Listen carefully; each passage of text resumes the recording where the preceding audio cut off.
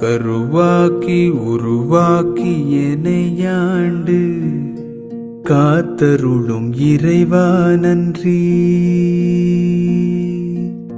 எங்கும் நிறைந்தோனே எல்லை இலாதானே, எங்கேயும் எப்போதும் என் குலம் காப்பவனே. நெஞ்சம் துணிய துணையாய் வருவாய், நேர்மறை உணர்வுகள் பெருகிடச் செய்வாய். உடலில் உறுதியை பெரிதாய் தருவாய், உனை உணரும் அறிவை என்னுள்ளருள்வாய். சுற்றமனைத்தும் காப்பவனே, செய்தொழிலில் ஏற்றம் தருபவனே, எடுத்த செயலில் வெற்றி கொடு, என் ஆற்றல் பெருகிட அருளை கொடு.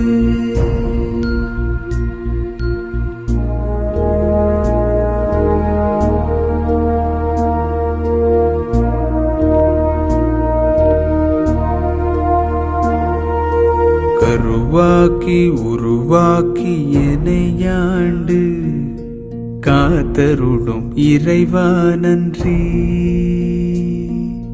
வல்லமை தந்து நீ வளர்ச்சி கொடு, அகத்திலும் புறத்திலும் மலர்ச்சி கொடு. வளர்ச்சி கொடு, மலர்ச்சி கொடு, வளர்ச்சி கொடு, மலர்ச்சி கொடு.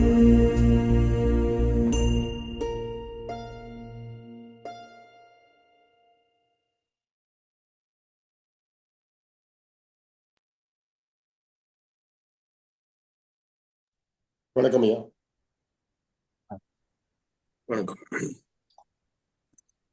அனைவருக்கும் வணக்கம்.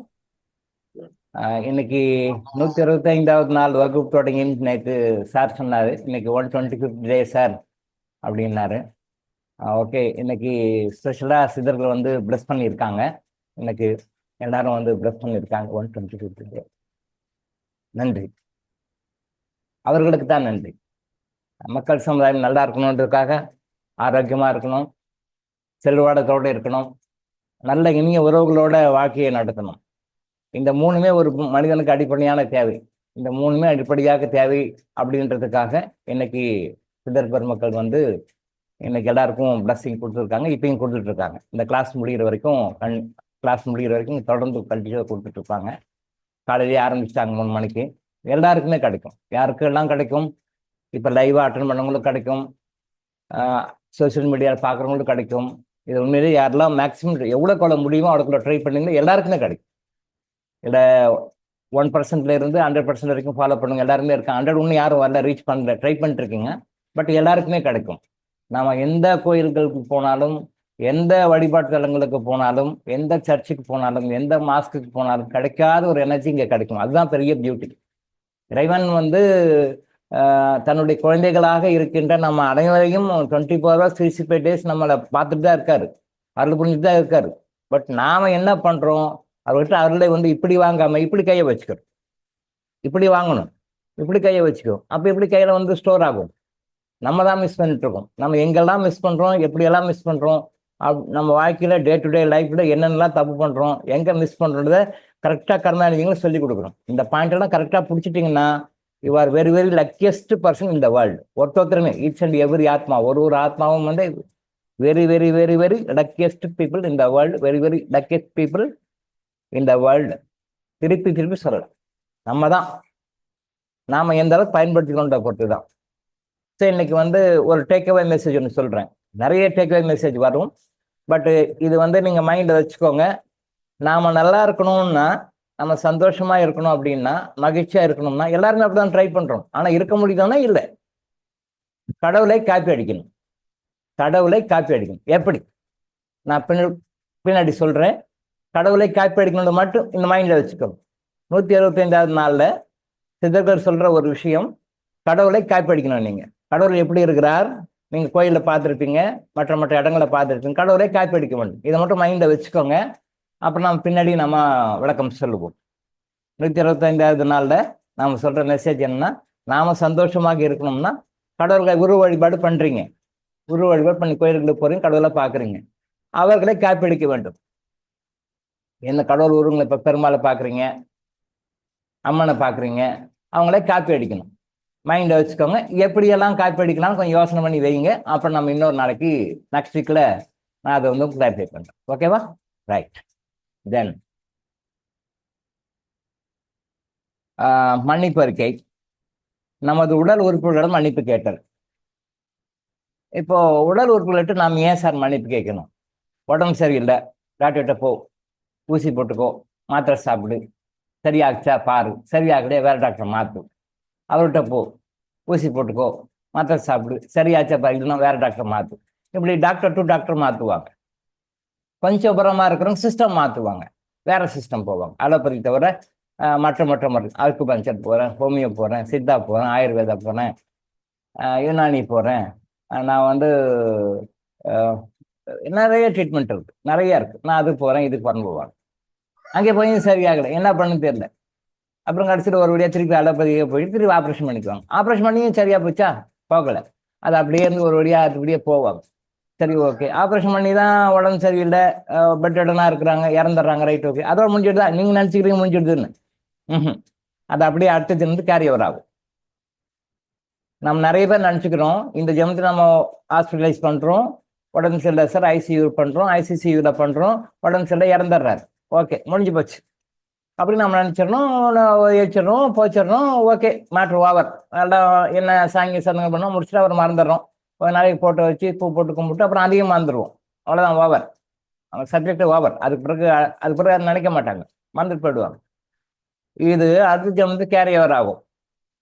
யாரெல்லாம் வந்து ரொம்ப சீரியஸான ட்ரீட்மெண்ட் கொடுத்து சர்ஜரி பண்ணி உடம்பு சரியில்லாமல் போய் இறக்குறாங்களோ, ஐசியூட்டில் போய் ஐசியூவில் இறக்குறாங்களோ, கற்றுக்கொள்ள வேண்டிய பாடங்களை கற்றுக்கொள்ளாமல் இறந்து விட்டால் திரும்பவும் அடுத்த பிறவியில பிறக்கும்போது குழந்தை நோயாளியாக பிறக்கும், ஆரம்பத்திலே நோயாளிகளாக இருக்கும். அது கிளைவான்ஸில் பார்த்தா தெரியும். இல்லை அவங்க பாஸ்ட் லைஃப் ஹிஸ்ட்ரி பார்க்குற டெக்னாலஜி நிறைய இருக்கு, அந்த டெக்னிக்கில் பார்த்தா தெரியும். அது ஃபாரினில் பண்ணுறாங்க, நம்ம கண்ட்ரியில் அதெல்லாம் கிடையாது. இன்னும் அந்த அளவுக்கு டெவலப் ஆகலை. டெவலப்னு சொல்லிருக்காங்க, ஆனால் இன்னும் டெவலப்ல ஆகலை. இப்போ சிறு குழந்தைகளே பார்த்தீங்களா, சின்ன சின்ன குழந்தைகளுக்கே பெரிய பெரிய வியாதிகள் வரும். அந்த ப்ராப்ளம்ஸ், இந்த ப்ராப்ளம்ஸ் நிறைய பார்க்குறோம். இப்போ ரீசெண்டாக நிறைய பார்க்குறோம். ரீசெண்டாக ஃபார் த பாஸ்ட் 5 to 6 இயர்ஸில் சிறு குழந்தைகளே டெய்லி ஆஸ்பத்திரிக்கு போகிறாங்க, பெரிய பெரிய பிரச்சனை வருது, அந்த பிரச்சனை இந்த பிரச்சனை, கிட்னி ஆப்ரேஷன் பண்ணுறாங்க, ஹார்ட் ஆப்ரேஷன் பண்ணுறாங்க, இதெல்லாம் நிறைய பார்க்குறோம். கற்றுக்கொள்ள வேண்டிய பாடங்களை கற்றுக்கொள்ளாவிட்டால் அடுத்த ஜென்மத்துக்கு அந்த கற்றுக்கொள்வதற்கான பாடங்கள், சூழ்நிலைகள், பிரச்சனைகள், கஷ்டங்கள் திருப்பும் வரும். இதுதான் நிறைய பேர் தெரிய மாட்டேங்குது. இது யாருக்கும் தெரியும். இந்த லைஃப் இதோட முடிஞ்சிடுதுன்னு நினைக்கிறாங்க. கண்டினியூ ஆகுறோம். நல்லா மைண்டை வச்சுக்கோங்க. நம்ம நைட்டில் தூங்குறோம், காலைல எழுறோம். நாளைக்கு நான் வரேன், இதை பண்ணுறேன், நாளைக்கு நான் வரேன், இதை செய்கிறேன், நாளைக்கு நான் வரேன், இதை பண்ணும் அப்படின்னு நம்ம எல்லாருக்கும் சொல்கிறோம் இல்லையா? எல்லாருக்கும் சொல்கிறோம். பிகாஸ் நம்ம நாளைக்கு உயிரோட நம்ம நினைக்கிறோம். படுக்கிறோம், காலைல எழுறோம், படுக்கிறோம், காலைல எழுறோம். அதே மாதிரி தான் பிறவிகள். கம்பேர் பண்ணி பார்த்துக்கோங்க. நம்ம தூங்குறோம், காலைல எழுந்துறோம், ஃப்ரெஷ்ஷாக எழுந்துறோம். அதே டாக்டர் இளங்கோ தான், அதே ஆஸ்தம்பி சார் தான், அதே நீங்க தான். தூங்கி எழுதுறோம். அப்ப தூங்கி எப்படி எழுதுறோமோ அதே மாதிரி நாம ஒரு பிறவியும் மாறி மாறி வரும். இந்த பிறவி முடியுது, அடுத்த பிறகு, இந்த பிறவி முடியுது, அடுத்த பிறகு. சரி, நமக்குன்னு ஒரு பிறவிகள் இருக்கா, கண்டினியூ ஆகுது. கற்றுக்கொள்ள வேண்டிய பாடங்களை கற்றுக்கொள்ளாத வரையில், நாம் அனுபவித்து தீர்க்க வேண்டிய கர்மாக்களை தீர்க்காத வரையில் பிறவிகள் தொடரும். இது எல்லா மதங்களும் சொல்லுது, வெவ்வேறு விதமா சொல்லுது. இந்த மதம் போல்டா சொல்லுது, பிறவிகள் இருக்கு, கர்மா தான் காரணம் போல்டா சொல்லுது. அதுலேயும் நாம ரொம்ப தெளிவாக கர்மா என்ன கர்மா தான் எல்லாத்துக்குமே காரணம்னு சொல்லுவோம். Each and every second of our life is determined by our past life karmas. Each and every second of our life is determined by our past life karmas. இது நீங்க யாரு எது வந்தாலும் மறக்க முடியாது, எல்லாருக்கும் உட்பட்டவங்க தான். அப்ப நோய்கள் வரக்கூடாது, நோய்கள் வராம இருக்கணும் அப்படின்னா நம்ம டாக்டர் வாய்ஸ் ஹாஸ்பிட்டல் நம்ம என்ன சொல்லிக் கொடுக்கணும்? முதல் நோய் வராம இருக்கிறதுக்கு என்ன பண்ணணும்னு சொல்லிக் கொடுக்கணும். நோயை வராம இருக்கிறதுக்கு என்ன பண்ணணும்? டாக்டர்கிட்டே போகக்கூடாது. எனக்கு உடம்பு சரியில்லை, நோய், அந்த பிரச்சனை, நோய்க்கு போகக்கூடாது. எந்த டாக்டரையும் போகக்கூடாது. எங்கிட்ட கூட வரக்கூடாது. டாக்டர் இடங்க ஒன்று ஆயுஷ் ஹாஸ்பிட்டல் ஒன்று இருக்கு, அங்கே போகணும். டாக்டர் இடங்க ஒருத்தர் பார்க்கணும், அவர்கிட்ட கூட வரக்கூடாது. வரவே கூடாது. மருத்துவத்துக்காக நாம் செலவு பண்ணுகின்ற ஒரு காசும் நான் ஏற்கனவே பல வகுப்புல சொல்லியிருக்கேன், நாம யாருக்கோ கொடுக்க வேண்டிய காசு. எனக்கு கன்சல்டேஷன் ஃபீஸ் கொடுக்குறாங்கனாலும் அதுவும் யாருக்கோ கொடுக்க வேண்டிய காசு. எனக்கு மருந்துக்கு பேமெண்ட் பண்றாங்க இங்கேனாலும் அதுக்கும் யாருக்கோ கொடுக்க வேண்டிய காசு. அது யாருக்கோ கொடுத்து நல்லத்தனமா சந்தோஷமா ஹாப்பியா கொடுத்துட்டு போனா அது பிளஸ்ஸிங்கா போகும்ல. நமக்கு பிளஸ்ஸிங்கா இருக்கும், நோய் வராது, கஷ்டம் வராது. அப்புறம் ஏன் அதுக்கு டாக்டர் கிட்ட போயிட்டு அப்பாயின்மெண்ட் வாங்கிட்டு அப்புறம் அப்பாயின்மெண்ட்டுக்கு பணத்தை கொடுத்துட்டு அப்புறம் மருந்துக்கு பணத்தை கொடுத்துட்டு மருந்துக்கு வெயிட் பண்ணிட்டு, இது நம்ம சைடு. ஆப்போசிட் சைடில் போனோம்னா லேப்ல போய் டெஸ்ட் பண்ணிட்டு அந்த ரிப்போர்ட்டுக்கு வெயிட் பண்ணிட்டு லேப்பை வாங்கிட்டு ஸ்கேன் சென்டருக்கு அப்பாயின்மெண்ட் வாங்கிட்டு ஸ்கேன் சென்டருக்கு போயிட்டு ஸ்கேன் ரிப்போர்ட் எதிர்பார்த்துட்டு அந்த ஸ்கேன் ரிப்போர்ட்டை தூக்கின்னு டாக்டர்கிட்ட அப்பாயின்மெண்ட் அவர்கிட்ட போய் கேட்டுட்டு அவர் ஒன்று சொல்ல அப்புறம் இன்னொரு ஒப்பீனியன் போய் இன்னொருக்கிட்ட கேட்கறது, இன்னொரு ஒப்பீனியன் போய் இன்னொரு செகண்ட் ஒப்பீனியன் தேர்ட் ஒப்பீனியன். நல்லா பாருங்க, செகண்ட் ஒப்பீனியன் தேர்ட் ஒப்பீனியன் யார்கிட்ட கேட்கணும்? திருப்பி அதே அளவு போய் டாக்டர் தான் போவாங்க. இன்னொரு டாக்டர் போவாங்க. ஆக்சுவலாக மாற்று போகணும், இன்னொரு சிஸ்டம் போகணும், ஹோமியோபதி போகணும், சித்த ஆயுர்வேதா போகணும். எப்படி போனாலும் தேவைதானா? அது யாருக்குமே போக தேவையில்லை. மருத்துவர்கள்னா எல்லாரும் மருத்துவர்கள் தான். அது சித்தாவாகட்டும், ஆயுர்வேதாகட்டும், யுனானி ஆகட்டும், ஹோமியோபதி ஆகட்டும், அக்குபஞ்சர் ஆகட்டும், அக்குப்ரெஷர் ஆகட்டும், whatever it may be. There are so many kinds of systems of medical system in the world. கிட்டத்தட்ட 160 சிஸ்டம் இருக்கு. எதுக்குமே போக வேணான்றாங்க. முதல்ல ப்ரிவென்ஷன். இதெல்லாம் possible. Is it possible? Nowadays கூட பாசிபிள் தான். பட் நம்ம ரொம்ப ஸ்ட்ரெயின் பண்ணி எடுக்கணும், நம்ம நல்லா இருக்கணுன்றதுக்காக. இன்னைக்கு இருக்கிற காலகட்டத்தில் நம்ம செல்ஃப் அவேர்னஸோட இல்லைன்னா, நம்ம அதுக்காக டெடிகேட் பண்ணி நம்ம அதுக்காக டைம் ஒதுக்கி சில விஷயங்களை நம்ம லைஃப்ல ஃபாலோ பண்ணலைன்னா, கண்டிப்பாக சொல்றேங்க, எழுதி வச்சுக்கோங்க, எல்லாரும் நோயாளிகளாகத்தான் வாழ்ந்தே ஆகணும். கட்டாயம். அது பிறந்த குழந்தையிலேருந்து நம்ம இறக்குற வரைக்கும் நோயோடையே பிறந்து நோயோடையே வாழ்ந்து நோயோடையே இறக்கணும். அப்படிதான் போயிட்டு இருக்கு இன்னைக்கு உலகம். ரொம்ப மோசமா போயிட்டு இருக்கு, நாளுக்கு நாள் ரொம்ப மோசமா போயிட்டு இருக்கு.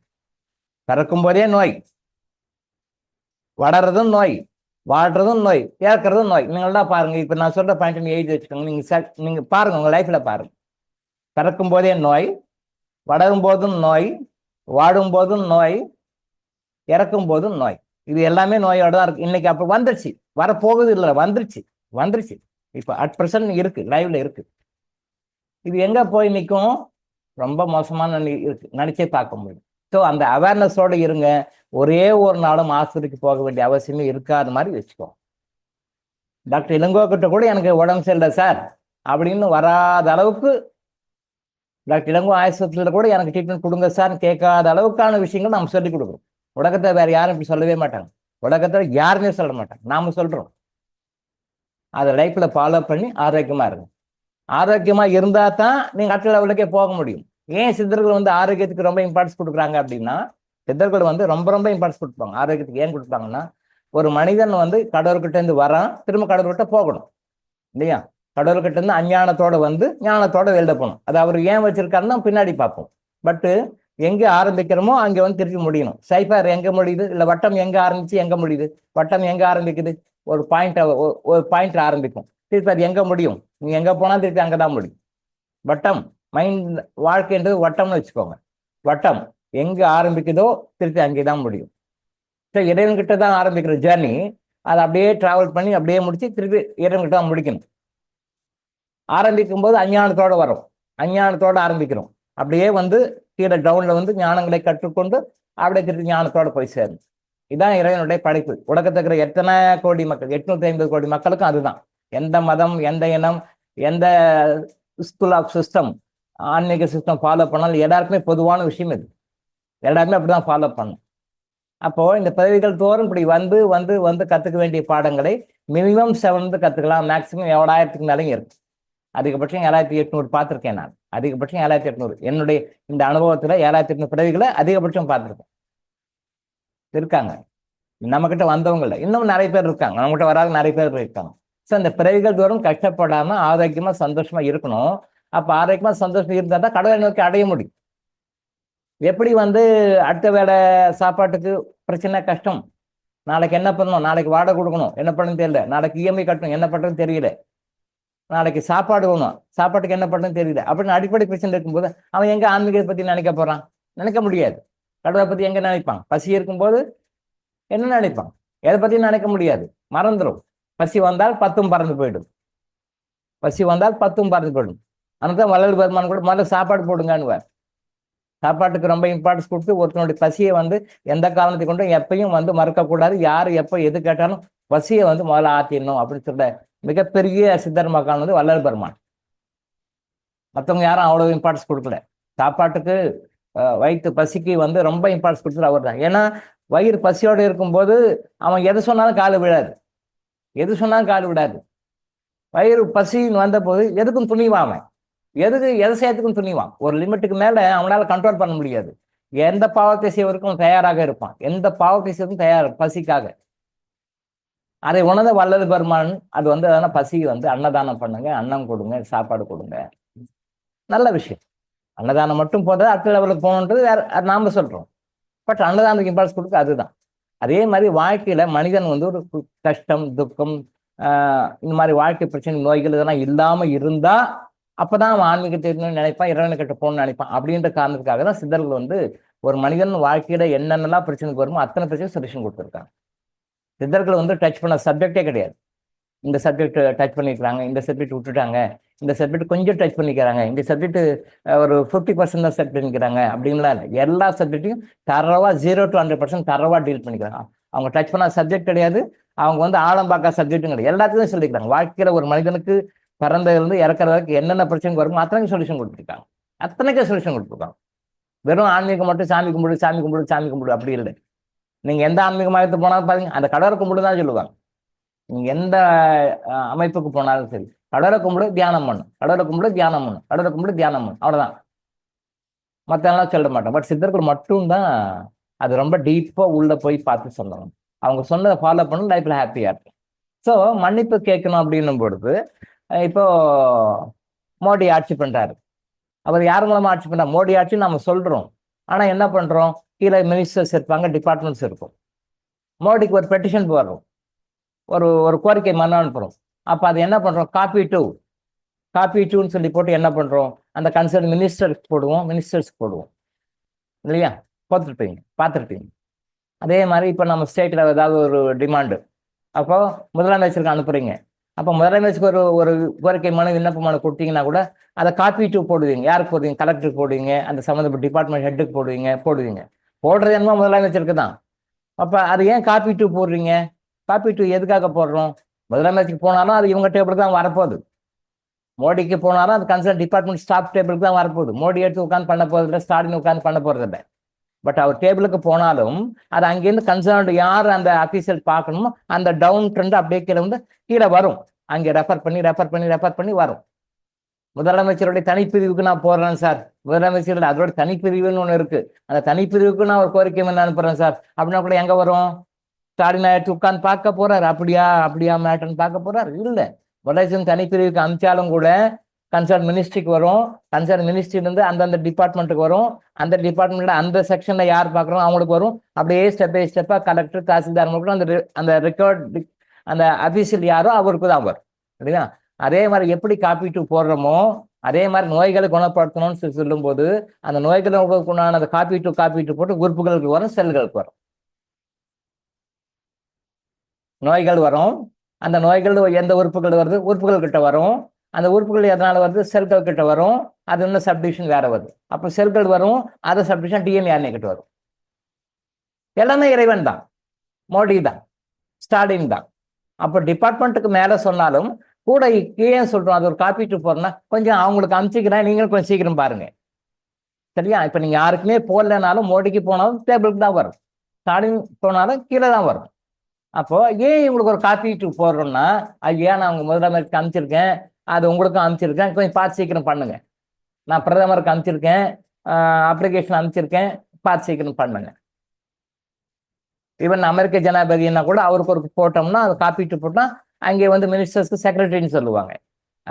யூஎஸ்ல வந்து நம்ம மினிஸ்டர், இந்தியாவில் மினிஸ்டர்னு சொல்லுவோம், அவங்க வந்து செக்ரட்டரி அப்படி சொல்லுவாங்க, அந்த டிபார்ட்மெண்ட் செக்ரட்டரின்னு சொல்லுவாங்க. மினிஸ்டர் வந்து அந்த கண்ட்ரியில் செக்ரட்டரின்னு, அப்போ கன்சர்ன் செக்ரட்டரிக்கு போகும். அது அந்த டிபார்ட்மெண்ட் ஒரு சப்செக்ஷன் அப்படி உள்ள வந்து வரும், இல்லையா? ட்ரம்ப் எடுத்து உட்காந்து பார்த்துட்டு இருக்க மாட்டார், இது என்ன அப்படியா இது இப்படியா ஓகே அப்படின்னு சொல்லி ட்ரம்ப் பார்த்துட்டு இருக்க மாட்டார், இல்லையா? கீழே வரும். அதே மாதிரி நம்ம நோய்கள் போவதற்கு இறைவன் கிட்ட தான் வேணும். ஃபர்ஸ்ட் நம்பர் 1 இறைவன் தான். அப்ப அதனுடைய பார்ட்டா சப்டிவிஷனா உள்ள வரும்பொழுது, கீழே வரும்பொழுது அந்த சம்பந்தப்பட்ட உறுப்புகள் கிட்ட மன்னிப்பு கேட்கிறோம், அந்த உறுப்புகளுக்கு காரணமான செல்கள் கிட்ட மன்னிப்பு கேட்கிறோம், அந்த செல்கள் கிட்ட உள்ள இருக்கிற அந்த டிஎன்ஏ கிட்ட கேட்கிறோம். இதெல்லாம் கேட்கும் பொழுது சீக்கிரம் கியூர் ஆகும். எப்படி கியூர் ஆகும்? இப்ப வந்து பிரைம் மினிஸ்டர் ஆபீஸ்க்கு அனுப்புறீங்க, சீஃப் மினிஸ்டர் ஆஃபீஸ்க்கு அனுப்புறீங்க அப்படின்னு அவங்க என்ன பார்ப்பாங்க, ஓ இதெல்லாம் போட்டிருக்காங்க, காப்பீட்டு போடும்போது இவங்க ஓ மேலெல்லாம் போயிருக்குப்பா, அப்போ சீக்கிரம் பார்த்து பண்ணுவோம். இப்போ மேலெல்லாம் போயிருக்கு, அவங்க கிட்ட இருந்து இங்கே ஃபார்வர்ட் ஆகி வர்றதுக்கு முன்னாடி நம்ம என்ன செய்வோம், மேக்ஸிமம் செய்வாங்க. இப்போ அங்கேருந்து ஃபார்வர்ட் ஆகி ரெஃபர் பண்ணி அவங்க வர்ற வரைக்கும் இவங்க வெயிட் பண்ண மாட்டாங்க. கீழே இருக்கிற அஃபீஷியல்ஸ் நீங்கள் ஒரு பெட்டிஷன், ஒரு அப்ளிகேஷனோ ஒரு மனு கொடுத்துருந்தீங்கன்னா அது வரைக்கும் வெயிட் பண்ண மாட்டாங்க. ஓ மேலே இருக்கு போயிருக்கு, ரெஃபர் ஆகி வரும்னு நமக்கே நல்லா தெரியுது, அவங்க வரதுக்கு மட்டும் நம்ம என்ன பண்ண முடியும் அப்படி செய்வாங்க. தென் இவங்க செய்யறதுக்கும் அங்கேருந்து வரதுக்கும் இருக்கும். ஸோ உடனே ஒரு என்ன பண்ணியிருக்கோம், என்ன ஆக்ஷன் பண்ணிருக்கோம், என்ன சால்வ் பண்ணிருக்கோம், உங்கள் ஆஃபீஸ் ஸ்டேட் ஆஃபீஸ்க்கு ரிப்போர்ட் அனுப்பிச்சுடுவாங்க.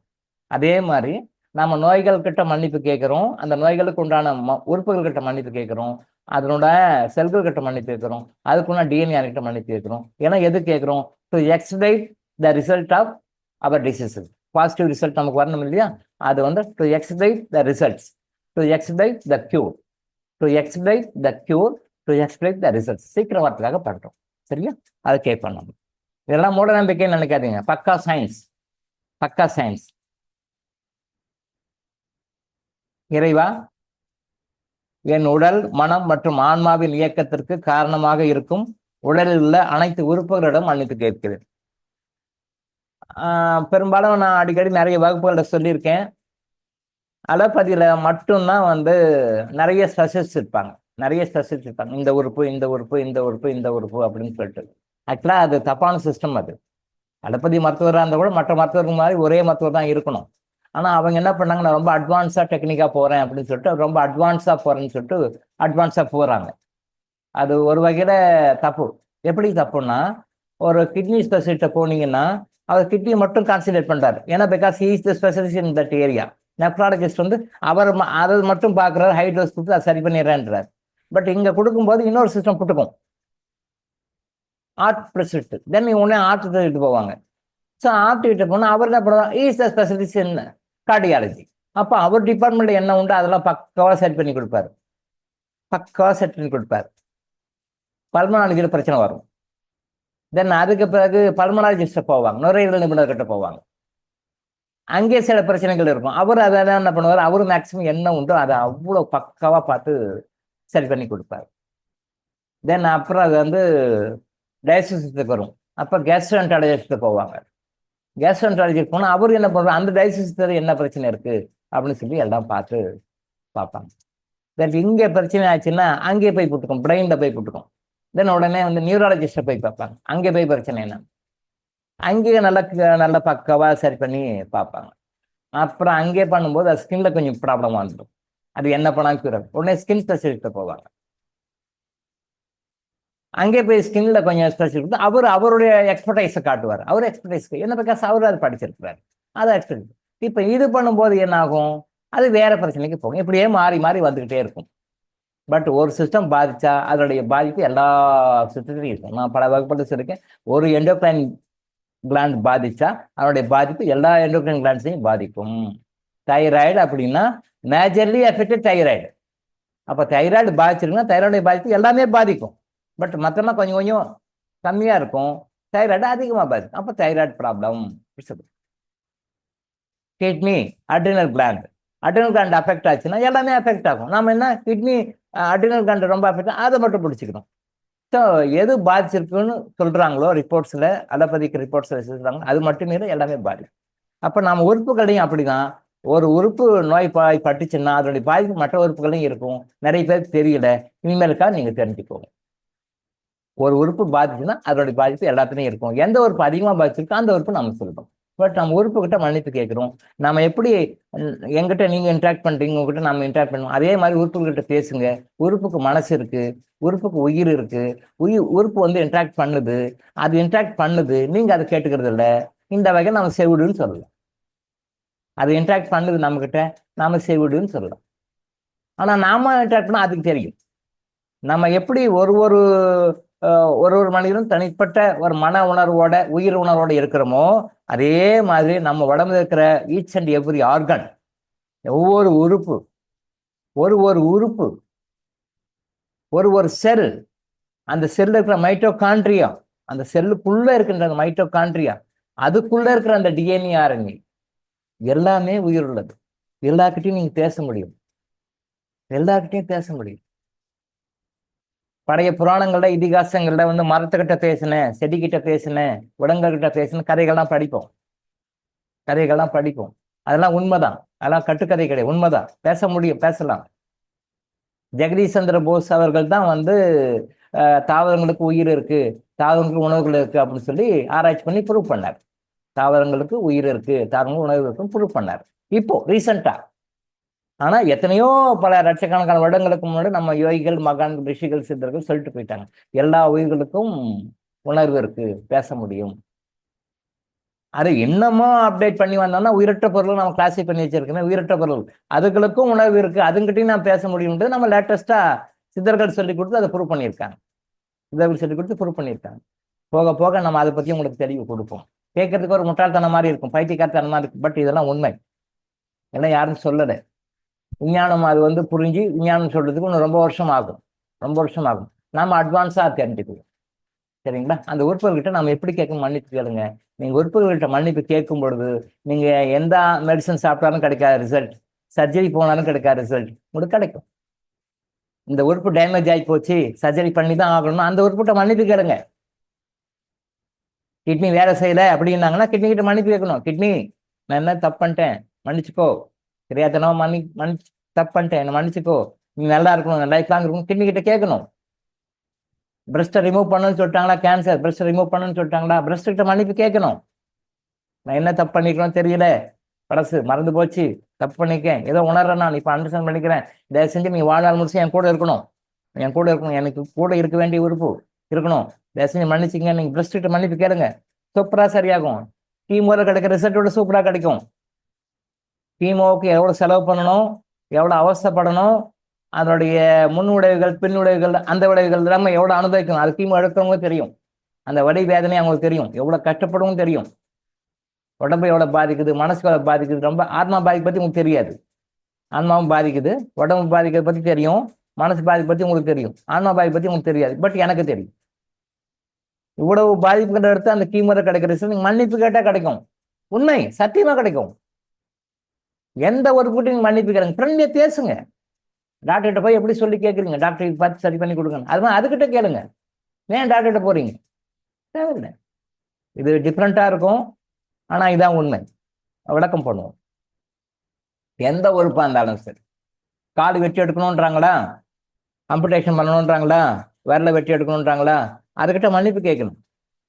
அதுக்கிட்ட மன்னிப்பு கேட்கணும். கால் விரல்கிட்ட மன்னிப்பு கேட்கணும், கால்கிட்ட மன்னிப்பு கேட்கணும். நான் தெரியாதனாலும் தப்பு பண்ணிட்டேன், நீ ஏன் எங்க மேல கோச்சிட்டு என் மட்டும் வெளியே போகணுன்ற, டாக்டர்ஸ் ஆப்ரேஷன் பண்ணணுன்றாங்க, நீ என் கூட இரு, ஃப்ரெண்ட்லியா இரு, ப்ளீஸ் என் கூட இரு, நான் தப்பு பண்ணிட்டேன், மன்னிப்பு கேட்குறேன், நான் என்ன செய்யணுமோ செய்யறேன், வெட்டி எடுக்க வேண்டாம், நீ போக வேண்டாம், நீங்க அதுக்கிட்ட பேசுங்க. பைத்தியக்காரத்தனம் கிடையாது, தூஸ்தனம் கிடையாது. சயின்ஸ், டிவைன் சயின்ஸ், மனிதன் கண்டுபிடிச்ச சயின்ஸ், டிவைன் சயின்ஸ்ல ஒரு பார்ட், ஒரு பார்ட், டைனி பார்ட். மெய்ஞானத்தினுடைய பகுதி தான் விஞ்ஞானம். நல்லா திரும்ப புரிஞ்சுக்கோங்க, மெய்ஞானம் பெருசு, மெய்ஞானத்தினுடைய பகுதி தான் விஞ்ஞானம். நீங்க விஞ்ஞானத்தை புடிச்சுக்கிட்டு மெய்ஞானத்தை பார்க்காதீங்க, மெய்ஞானத்தை பார்த்து விஞ்ஞானத்தை பாருங்க. என்னுடைய குரு சொல்லுவார், என்னை கூட்டு போகும்போது சொல்லுவார், அசட் பாடியில போகும்போது இங்க பார்க்கும்போது நம்ம பூமி இருக்கும், பெருசா இருக்கும். பாடி விட்டு வெளில கூட்டு போகும்போது வெளியே கூட்டு போயிடுவார். பூமியிலேருந்து ஒரு ஒரு 5000 10,000 கிலோமீட்டருக்கு அந்த பக்கம் மேலே கூட்டு போயிட்டு இப்போ பார்ப்பா பூமியேன்னுவார். பார்த்தா அப்படியே புள்ளி மாதிரி இருக்கும், புள்ளி மாதிரி இருக்கும். அசல் பாடு நாம் போயிடுவோம், அசல் பாட்டை போய் பார்க்குறோம், வெளிலேருந்து பார்க்குறோம். ஒரு 1000 கிலோமீட்டருக்கு அந்த பக்கம், 2000 கிலோமீட்டருக்கு அந்த பக்கம், 3000 கிலோமீட்டருக்கு அந்த பக்கம் பூமியை பாருங்க. எதுவுமே கண்டுபிடிக்க முடியல, ஏகப்பட்ட கச்சங்கச்சான் இருக்கு. கச்ச கச்சன்னு ஒரே புள்ளி புள்ளியா டாட் டாட்டா இருக்கு. இது எது, இது பாரு அந்த முனையிலுக்கு பற்றி, அதான் நம்ம பூமின்னு காட்டினார். நாம இங்க பெருசா இருக்கும், இத்தனை 1000 கிலோமீட்டர் டயமீட்டர், இத்தனை 1000 கிலோமீட்டர் வெயிட்டு, இவ்வளவு இத்தனை கிலோமீட்டர் அப்படி நாம சொல்லிட்டு இருக்கோம். அங்க மேல மேல மேல போய் பார்த்தா ஒரு டைனி டாட், ஒரு சின்ன புள்ளியார், சின்ன புள்ளியார். இதான் நாம இருக்கிற பூமின்னாரு, இதுதான் நாம இருக்கிற பூமிப்பா அப்படின்னாரு. திரும்ப நம்ம இதுதான் போக போறோம்னாரு, இதுக்கு தான் போக போறோம், வெளில எல்லாம் போய் ரவுண்ட் அடிச்சு சுத்திட்டு திருப்பி நம்ம அந்த பூமிக்கு தான் போக போறோம். பார்த்தா ஒரு மணலை விட சின்ன சைஸா இருக்கு. நம்மளே பார்க்கணும், ஏன்னா நிறைய டாட்ஸ் இருக்கு. இது எந்த டாட்ஸ் எதுன்னா, இதுதான் சூரியன், இதுதான் சந்திரன், இதுதான் பூமி, நீங்க இருக்கிறது அப்படின்னாரு. உண்மை. அப்போ மேலேருந்து பார்க்கும்போது தான் தெரியும் நாம எவ்வளோ கீழே இருக்கோம், சின்னதா இருக்கும். நாம இதுல பெருசு, நான் பெருசு, நீ பெருசுன்னு கிடக்கணும். ஓகேவா? ஸோ அந்த பாதிக்கப்பட்ட உறுப்புகள் கிட்ட நம்ம மன்னிப்பு கேட்கணும். எந்த உறுப்பை வெட்டி எடுக்கணுன்றாங்களோ, எந்த உறுப்பு பாதிச்சிருக்கு, இப்போ கண்ணு பாதிச்சிருக்கு, கண் பார்வை இல்லை, கண் பாதிச்சிருக்கு, கண் பார்வை இல்லை, கண்ட பிரச்சனை இல்லை, கான்ட்ராக்ட் பண்ண சொல்றாங்க, இல்லை கண்ட பார்வை குறைவா இருக்கு, கண்ணாடி போட்டுட்டு இருக்கோம். கண்ணுக்கிட்ட மன்னிப்பு கேட்கணும், கண்கள் கிட்ட மன்னிப்பு கேட்கணும். நான் இதை தெரியாம தப்பு பண்ணிட்டேன், எனக்கு இது மாதிரி கஷ்டம் கொடுத்துருக்கீங்க, தயவு செஞ்சு இறைவா நீங்களும் மன்னிச்சுக்கோங்க, கண்களே நீங்களும் மன்னிச்சுக்கோங்க, தயவு செஞ்சு எனக்கு கண் பார்வை நல்லா வாங்க, எனக்கு நல்ல கண் பார்வை கொடுங்க, எனக்கு ஆப்ரேஷன் பண்ணாதபடிக்கு சர்ஜரிலாம் தேவையில்லாமலுக்கு எனக்கு கண் பார்வையை கொடுங்க. அப்போ கண்ணுக்கிட்ட கேளுங்க, எல்லாருக்கும் கேட்கலாம், மூட நம்பிக்கை கிடையாது. சயின்ஸ், பியூர் சயின்ஸ், மெய்ஞானத்துடைய ஒரு சயின்ஸ் சீக்ரெட் அது. விஞ்ஞானம் கண்டுபிடிக்க ரொம்ப லேட்டாக கண்டுபிடிக்க, அதுக்கு நம்ம வெயிட் பண்ண வேண்டாம். சரியா? அந்த பாதிக்கப்பட்ட உறுப்புகள் என்ன சொல்றாங்களோ உங்களுக்கு தெரிஞ்சு சொல்லுவாங்க. யாரை சொன்னாங்கன்னா அந்த உறுப்பு போட்டுக்கோங்க. யாரை சொன்ன நமக்கே தெரியும். உங்களுக்கு தெரியலன்னா ரிப்போர்ட்ஸ் ஏதாவது சொல்லுவாங்க, அதை கேட்டுங்க. இல்லைன்னா உங்களுக்கு தெரியலன்னா பாதிக்கப்பட்ட உறுப்புகள் நீங்கள் போட்டாலே அது கரெக்டாக கொண்டு போய் மெசேஜ் சேர்த்து அந்த உறுப்புகளை போட்டுக்கோங்க. அந்த பேர் 1, 2, 3 போட்டிருக்கோம். நிறைய உறுப்புகள் உங்களுக்கு என்ன பாதிப்புகள் இருக்கோ அந்த உறுப்புகளை போட்டுக்கோங்க. நான் இப்பிறவியிலும் முற்பிறவிகளிலும் அறிந்தும் அறியாமலும் மற்றவர்களின் உடலுக்கும் உடல் உறுப்புகளுக்கும் செய்த அனைத்து தவறுகளுக்கும் பாவங்களுக்கும் மனதார மன்னிப்பு கேட்கின்றேன். நான் பிறருக்கு செய்த பாவங்களே தற்போது என் உடலுக்கும் உடல் உறுப்புகளுக்கும் வலிகளாகவும் நோய்களாகவும் வந்திருக்கின்றன என்பதை உணர்ந்து என் உடல் உறுப்புகளிடம் மனதார மன்னிப்பு கேட்கின்றேன். நான் பிறருக்கு செய்த பாவங்களே தற்போது என் உடலுக்கும் உடல் உறுப்புகளுக்கும் வலிகளாகவும் நோய்களாகவும் வந்திருக்கின்றன என்பதை உணர்ந்து என் உடல் உறுப்புகளிடம் மனதார மன்னிப்பு கேட்கின்றேன்.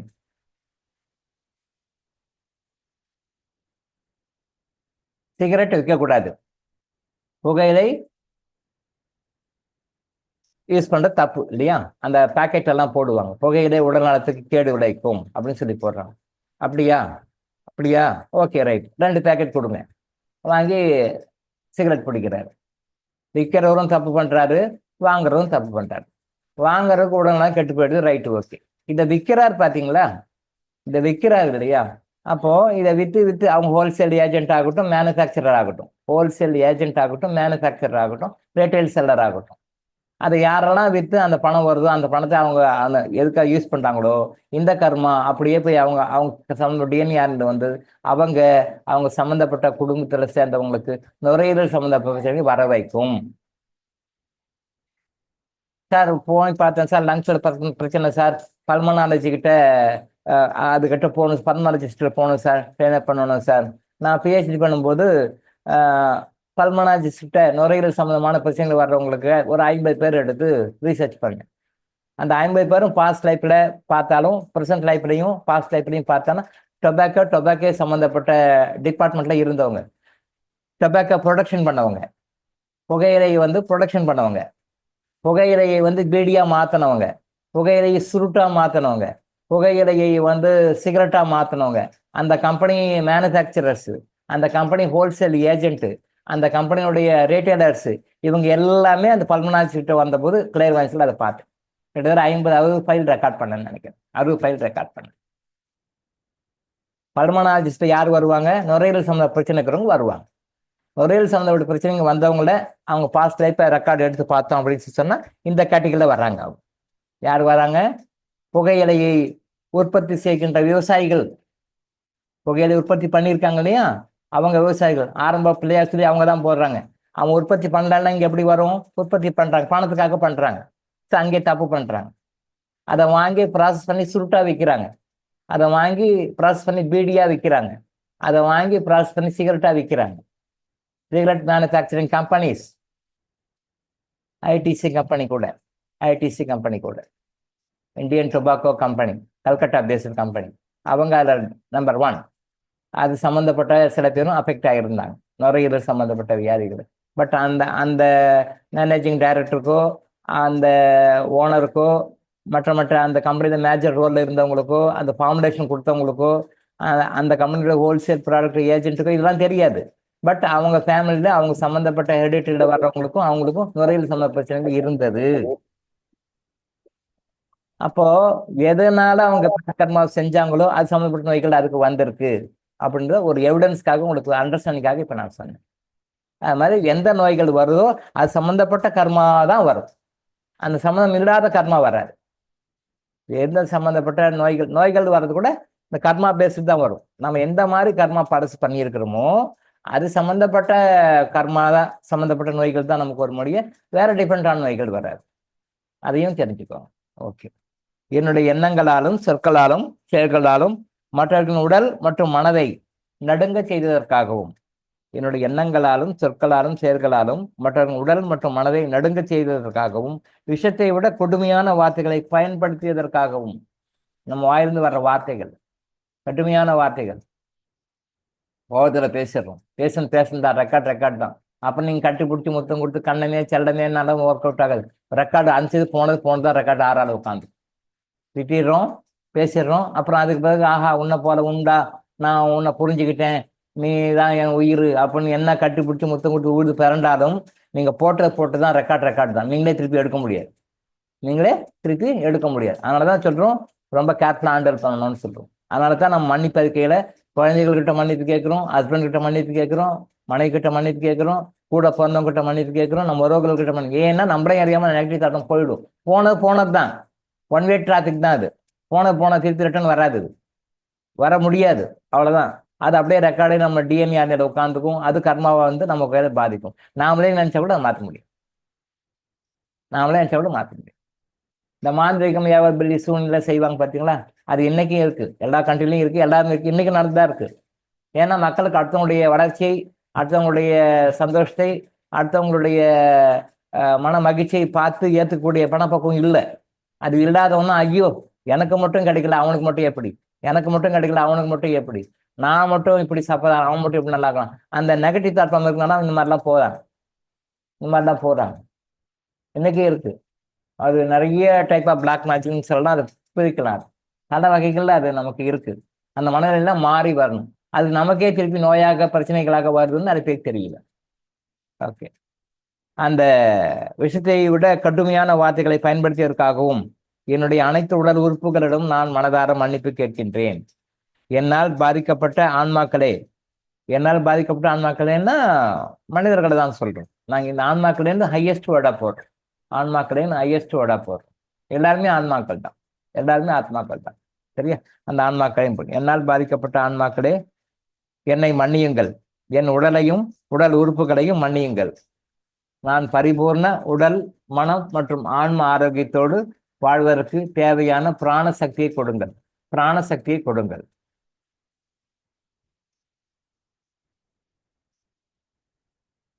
கண்டிப்பா வரும் சார். நான் ஏற்கனவே வீடியோ சொல்லியிருக்கேன். நான் வந்து ஏற்கனவே ஒரு 2-3 வீடியோ சொல்லியிருக்கேன். டாஸ்மாக்ல வேற செய்யாதீங்க, அது நமக்கு நெகட்டிவ் கர்மா தான் சொல்லியிருக்கேன். நான் சொன்னதை கேட்டு நிறைய பேர் வந்து வேற வேலைக்கு போயிட்டாங்க, டாஸ்மாக் வந்து ரிசைன் பண்ணிட்டேன் சார்னு எனக்கு சொல்லியிருக்காங்க. உண்மைதான், கரெக்ட், நல்ல கேள்வி கேட்டீங்க. டாஸ்மாக்ல வேலை செஞ்சா நல்லா பார்த்துக்கோங்க ஒரு விஷயம். அதாவது நமக்கு லைஃப்ல கர்மா பண்றோம், தெரிஞ்சோ தெரியும், நம்ம செய்யறது எல்லாமே கர்மா தான். காலையில் எழுந்து நைட் படுக்கிற வரைக்கும் நம்ம செய்யறது எல்லாமே கர்மா தான். அப்போ இந்த பூமியில மனிதனுக்கு வந்து கண்டிப்பா பணம் வேணும். மனிதனுக்கு பணம் கண்டிப்பா தேவை, அதில் மாற்று கருத்தே கிடையாது. பணம் வேணும்.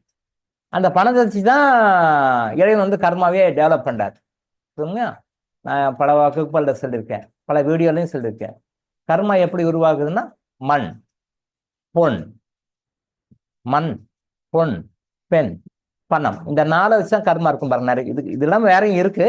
பட் மேஜரா ஒரு கிளாஸிஃபை பண்ணோம்னா, நீங்க எந்த பிரச்சனை எதுவாக இருந்தாலும் நீங்க ஒரு நியூஸ் பேப்பர் பாருங்க, மீடியாவை பாருங்க, எது வேணாலும் பாருங்க, ஒரு நெகட்டிவ் கர்மான்னு எப்படி உருவாகும், குட் கர்மா அப்படிதான் உருவாகும். குட் கர்மா பத்தி நம்ம யாரும் கண்டுக்கிறது இல்லை. ஏன்னா பிகாஸ் நம்ம ஹாப்பி, நம்ம சந்தோஷப்படுறோம், ஹாப்பியா இருக்கோம், அதனால அது யாரும் நம்ம கண்டுக்கிறது இல்லை. பேட் கர்மா வந்து சஃபர் ஆகும் போது தான் நம்ம ஐயோ என்ன ஏதோ மேட்ரு அப்படின்னு சொல்லி பார்க்கணும். அப்ப அந்த பேட் கர்மான்னு சொல்லி பார்க்கும்பொழுது 4ஆல வரும், குட் கர்மாவும் 4ஆல தான் வரும். எல்லாமே ஈக்குவல் தான், குட் கர்மாவும் சரி பேட் கர்மாவும் சரி. நம்ம குட் கர்மாவும் நம்ம சந்தோஷப்பட்டுக்கிறோம், நான் சந்தோஷப்படுறேன் அப்படின்னு வெளியே சொல்லிக்கிறது இல்லை.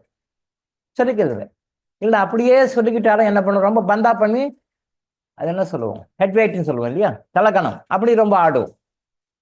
ஒரு அடி விழும்போது தான் அப்போ நம்ம யோசனை என்னடா இது அப்படின்னு சொல்லி யோசனை. அதனால தான் பேட் கர்மா பற்றி பேசணும். நம்ம பேசுறத பற்றி பேட் கர்மா பேசினா பேடே பேசணும் இல்லை, நல்ல விஷயம் பேசுகிறோம். நல்ல விஷயம் பேசுறதை விட பேட் கர்மா விஷயம் நிறைய அதை நம்ம பேசுகிறோம். இதை கரெக்ட் பண்ணால் குட் கர்மா ஆயிடும். அப்போ அந்த பேட் கர்மா அப்படின்னு சொல்லி வரும் பொழுது எதெல்லாம் வருதுன்னா தொழில வரும்.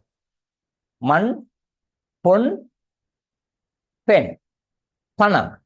இப்போ இந்த பணம் கண்டிப்பாக வேணும். இந்த பணத்தை நம்ம எப்படி சம்பாதிக்கிறோன்றதை வச்சு நம்ம கர்மா வரும். அப்போ தொழில் மூலமாக தான் பணம் சம்பாதிக்கணும். ஏதோ ஒரு தொழில் செய்யணும், ஏதோ ஒரு தொழில் செய்யணும். அந்த தொழில் செய்வதன் மூலமாக நமக்கு பணம் வரும். அந்த பணத்தை வாங்கி அதை நம்மளுடைய இந்த சம்சார சாகரத்தை கடந்து அடுத்த நிலைக்கு போகணும், பிறகு நிலைக்கு போகணும். இந்த பணத்தை நம்ம எப்படி சம்பாதிக்கணும் பொறுத்து கர்மா நிறைய வருது. 90% கர்மா இதில் வரும்னு சொல்லலாம். பணத்தை வச்சு தான் நீங்க எது பண்ணா பாருங்க, எல்லாம் பணத்துக்காக தான், எல்லாமே பணத்துக்காக தான். இப்போ இந்த பணத்தை எப்படி ப்ராப்பரா சம்பாதிக்கணும், நேர்மையா சம்பாதிக்கணுன்றதை நிறைய எல்லாரும் சொல்லியிருக்காங்க. நான் புதுசா ஒன்றும் சொல்ல தேவை, எல்லாரும் சொல்லியிருக்காங்க. பட் யாரும் அதை ஃபாலோ பண்றது இல்லை, யாருமே ஃபாலோ பண்றது. அப்படியா? ஓ, இப்போ நான் சொன்னேன் பார்த்தீங்களா, குடியை கெடுக்குமா? அப்படியா? சரிப்பா, 2 குவார்டர் வாங்கிட்டு வா. அதை படிச்சுட்டு போர்டு குடியை கெடுக்கும், டாஸ்மாக் முன்னாடி போர்டு போட்டு. அப்படியா? சரி, 2 குவார்டர் வாங்கிட்டு வா. படிச்சுட்டு சிகரெட்டை பார்க்க, குடிப்பழக்கமா? புகைப்பழக்கம் உடல்நலத்தை கெடுக்கும், ஏதோ லோகோ போட்டிருக்கும் போல இருக்கு. நான் பார்த்தது இல்லை, நமக்கு தெரியாத அதை பத்தி. ஏதோ போடுறான், ஏதோ ஒரு தலை எலும்பு கூடு மாதிரி ஏதோ ஒன்று போட்டு இப்படி ஒன்று கிராஸ் போட்டு அது போடுறான், அபாய சிம்பிள் போட்டு தான் போடுறான். அதை பார்க்கும்போது அபாயம் நமக்கு தெரியாதா? இவனும் காசு கொடுத்து தானே வாங்குறான், படிச்சவங்க சரி படிக்காதவங்க எல்லாரும் அப்படி தானே வாங்குறான், காசு கொடுத்து தாங்க உப்புன்னு ஊதி இருக்கிறாங்க. இப்போ அவங்கள பார்த்து நாங்களும் இப்போ ஆண்களுக்கு பெண்கள் சிலைத்தவர்களையும் பெண்களும் இப்போ சிகரெட் பிடிக்க ஆரம்பிக்கிறாங்க. அதுவும் ஐடியில் இருக்கிறவங்க கேட்கவே வேணாம், உப்புன்னு ஊதுது. இவன் 2 சிகரெட் தான் 4 சிகரெட் இருக்குது. இவன் 2 சிகரெட் இருக்கான். டீ கடையில் உட்காந்து அந்த ஐடி பீப்புள்ஸ்லாம் உட்காந்து டீ கடையில் உட்காந்து ஏதோ ட்ரிங்க்ஸ் சாப்பிட்டுட்டு, drinks means cool drinks, tea கடையில் கூல் ட்ரிங்க்ஸ் சாப்பிட்டுட்டு ஹாட் ட்ரிங்க்ஸ் எல்லாம் சாப்பிடுவாங்க. அது வேறு சாட்டர்டே சண்டேஸ் பப்புக்கு போய் அது சாப்பிடுவாங்க. சாட்டர்டே சண்டேஸில் கம்பல்சரியாக பப்பு தான், கம்பல்சரியாக கேட்டால் நாங்கள் ரிலாக்ஸேஷன் பண்ணிக்கிறோன்னுவாங்க. அது பப்பு தான், அங்கே போய் சாப்பிடுங்க, எல்லாமே சாப்பிடுவாங்க. அது வேறு மேட்ரு. நான் கண்ட பார்த்து இது, அது கேள்விப்பட்டிருக்கேன், பார்த்ததில்ல. இது நான் கண்ட பார்த்துருக்கேன். இவர் 2 சிகரெட் இருக்குது, அந்த பொண்ணு 4 சிகரெட் இருக்குது. கிட்டத்தட்ட ஒரு 22 வயசு இருக்கும். கண்டிப்பாக மேரேஜ் பண்ணியிருக்காரு. நானும் நோட் பண்ணுறேன். அவர் 2 சிகரெட் இருக்கிற தம்மு, அது 2க்குள்ள இவர் 4 இருக்குது. இந்த பொண்ணு இத்தனைக்கு அந்த பையனை விட இந்த பொண்ணு சின்ன பொண்ணு. அது கூட கம்பெனி அதனோட ஃப்ரெண்டு அதுவும் இருக்குது. போட்டி எடுக்காங்க 2 பேரும். இது எங்கே ஆரோக்கியமாக இருக்கும்? இதை ஒரு குழந்தை கல்யாணம் பண்ணால் குழந்தை எப்படி ஆரோக்கியமாக இருக்கும்? எப்படி டெலிவரி ஈஸியாக இருக்கும்? எப்படி நார்மல் டெலிவரி ஆகும்? எப்படி குழந்தை ஆரோக்கியமாக இருக்கும்? அந்த குழந்தைக்கு எப்படி இந்த லங்ஸ் சம்மந்தப்பட்ட பிரச்சனை இல்லாமல் எப்படி இருக்கும்? குப்புன்னு இருக்குது. என்ன பண்ணுவீங்க? பண்பாட்டுக்கு பேர் போன தமிழ்நாட்டில் தமிழர்கள் பண்பாடுன்றோம்.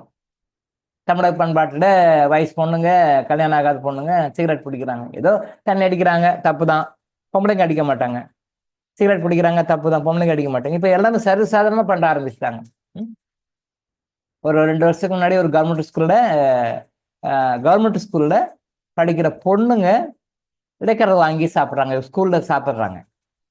ஏதோ ஒரு வீடியோ போட்டிருந்தாங்க. கார்பரேஷன் ஸ்கூலா கவர்மெண்ட் ஸ்கூலா தெரியல. Government school or corporation school uniform தான். பொண்ணுங்க அரௌண்ட் ஒரு 7th 8th ஆர் 9th படிப்பாங்க. இங்கே போனால் +1 +2 கொடுக்க மாதிரி தெரியல. அவங்களை பார்த்தா சின்ன பசங்களை தான் தெரியுது.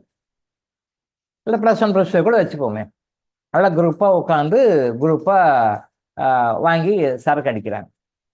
அது யாரோ பார்த்து போட்டிருந்தாங்க. அது மீடியாவில் நான் பார்த்தேன். எங்கே போய் சொல்லிக்கிறது? எப்படி போகும் ஆரோக்கியமான சமுதாயம்? பேரண்ட்ஸுக்கு நிறைய தப்பு இருக்கும். பேரண்ட்ஸுக்கும் சரியில்லை.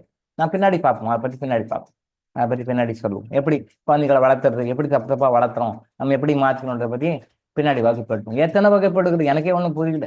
எடுத்துனே இருப்போம். ஓகே.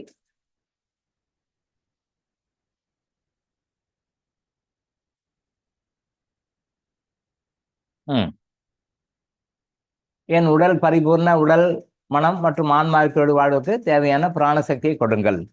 என்னுடைய அனைத்து உடல் உறுப்புகளே நான் பரிபூர்ண உடல், மனம் மற்றும் ஆன்ம ஆரோக்கியத்தோடு வாழ்வதற்காக ஆசீர்வதித்தமைக்கு நன்றி நன்றி நன்றின்னு சொல்லுங்க. இதில் எந்த உறுப்புகள் வேணாலும் போட்டுக்கலாம்.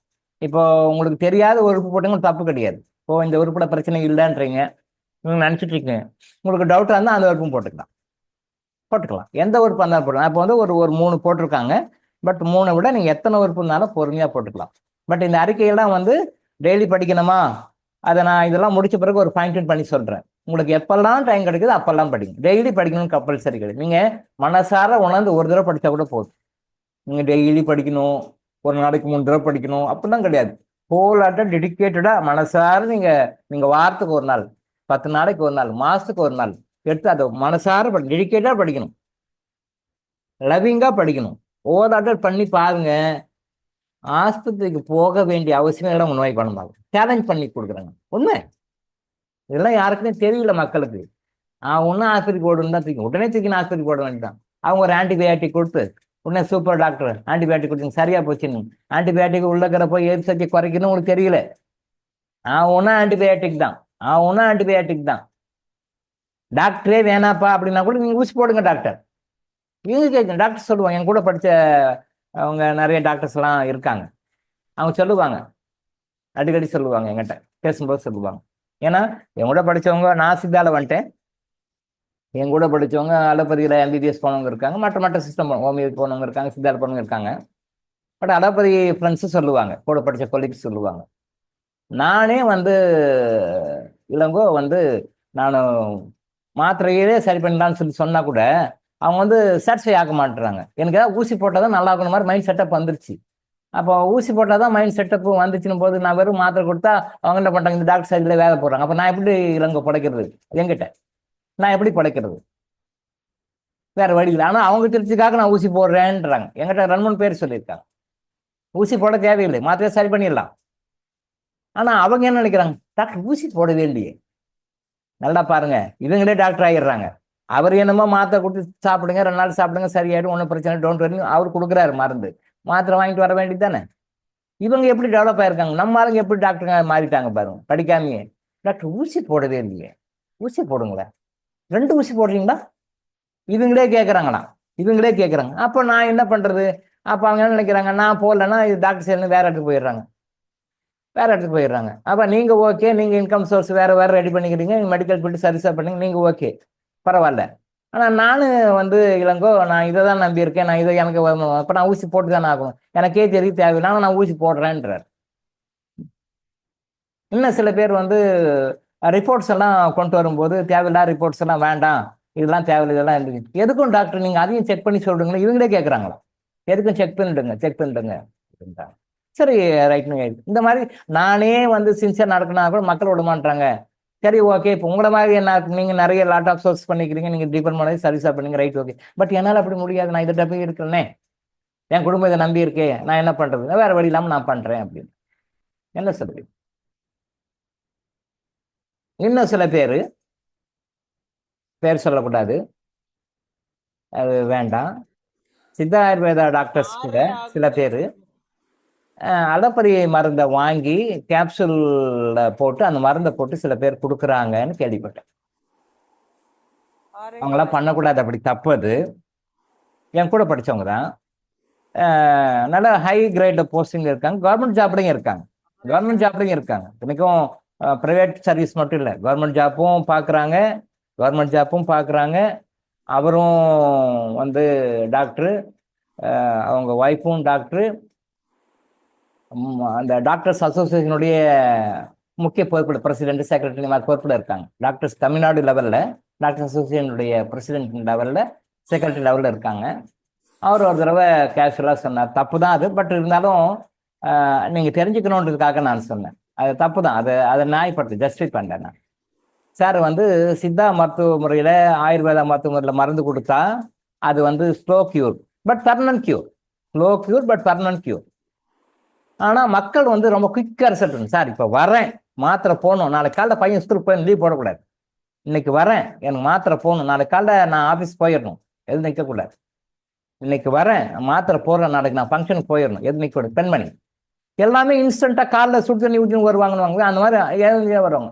அவங்களுக்கு வந்து இதை நீ 3 வேளை சாப்பிடு, 2 நாளைக்கு சாப்பிடு சரியாகும்னு சொல்லி நான் கேட்க மாட்டாங்க. அப்போ நான் என்ன பண்ணுறேன், அவங்களுக்கு அந்த மருந்தையும் கொடுக்குறேன். எமர்ஜென்சிக்கு அலோபதி மருந்து டோலாஃபர் இந்த மாதிரிலாம் இருக்கு இல்லையா, எமர்ஜென்சி மருந்து, அதையும் நான் எடுத்து கேப்சூலில் போட்டு நான் கொடுத்துட்றேன் அப்படின்னு சொல்லி சொன்னார். எனக்கு அப்படியே தூக்கி வாரி போட்டு, ரொம்ப என்ன சார் இது அப்படியா பண்றீங்க, என்ன பண்றது, வேற வழி இல்லாமல் எதிர்பார்க்கலாம், நான் என்ன பண்றது அப்படின்னா. நான் சொன்னேன், இது ரொம்ப தப்பு இல்லையா, இது நம்பிக்கை துரோகம் இல்லையா, தப்பு இல்லையா, ரொம்ப ரொம்ப நம்பிக்கை துரோகமாச்சு, தப்பாச்சு, செய்யக்கூடாது. நீங்க சொல்றீங்க ரைட்டு. ஏன்னா நான் எப்படி ஒரு கோட் ஆஃப் எத்திக்ஸ் ஃபாலோ பண்றேன், நான் எந்த மாதிரி இருக்கேன், நான் ஈவன் இன்னைக்கு வரைக்கும் நான் மெடிக்கல் ஃபீல்டில் நான் ₹1 கூட அதை நான் சம்பாதிக்க கூடாது, அந்த பணத்தை வந்து நான் யூஸ் பண்ணக்கூடாது அப்படின்ற இதுக்குன்னு அவங்களுக்கு நல்லாவே தெரியும். நான் +1 படிக்கும்போது சோப் கம்பெனி ஆரம்பிச்சாலும் தெரியும். நான் இன்னைக்கு வரைக்கும் மெடிக்கல் ஃபீல்டில் மெடிக்கல் சஜஷன் மூலமாகவோ கன்சல்டேஷன் மூலமாகவோ மற்ற ட்ரீட்மெண்ட் கொடுக்க மூலமாகவோ வாங்கின ₹1 கூட நான் என்னுடைய மகளுக்கு ஒரு சாக்லேட் கூட வாங்கி கொடுத்தது கிடையாது.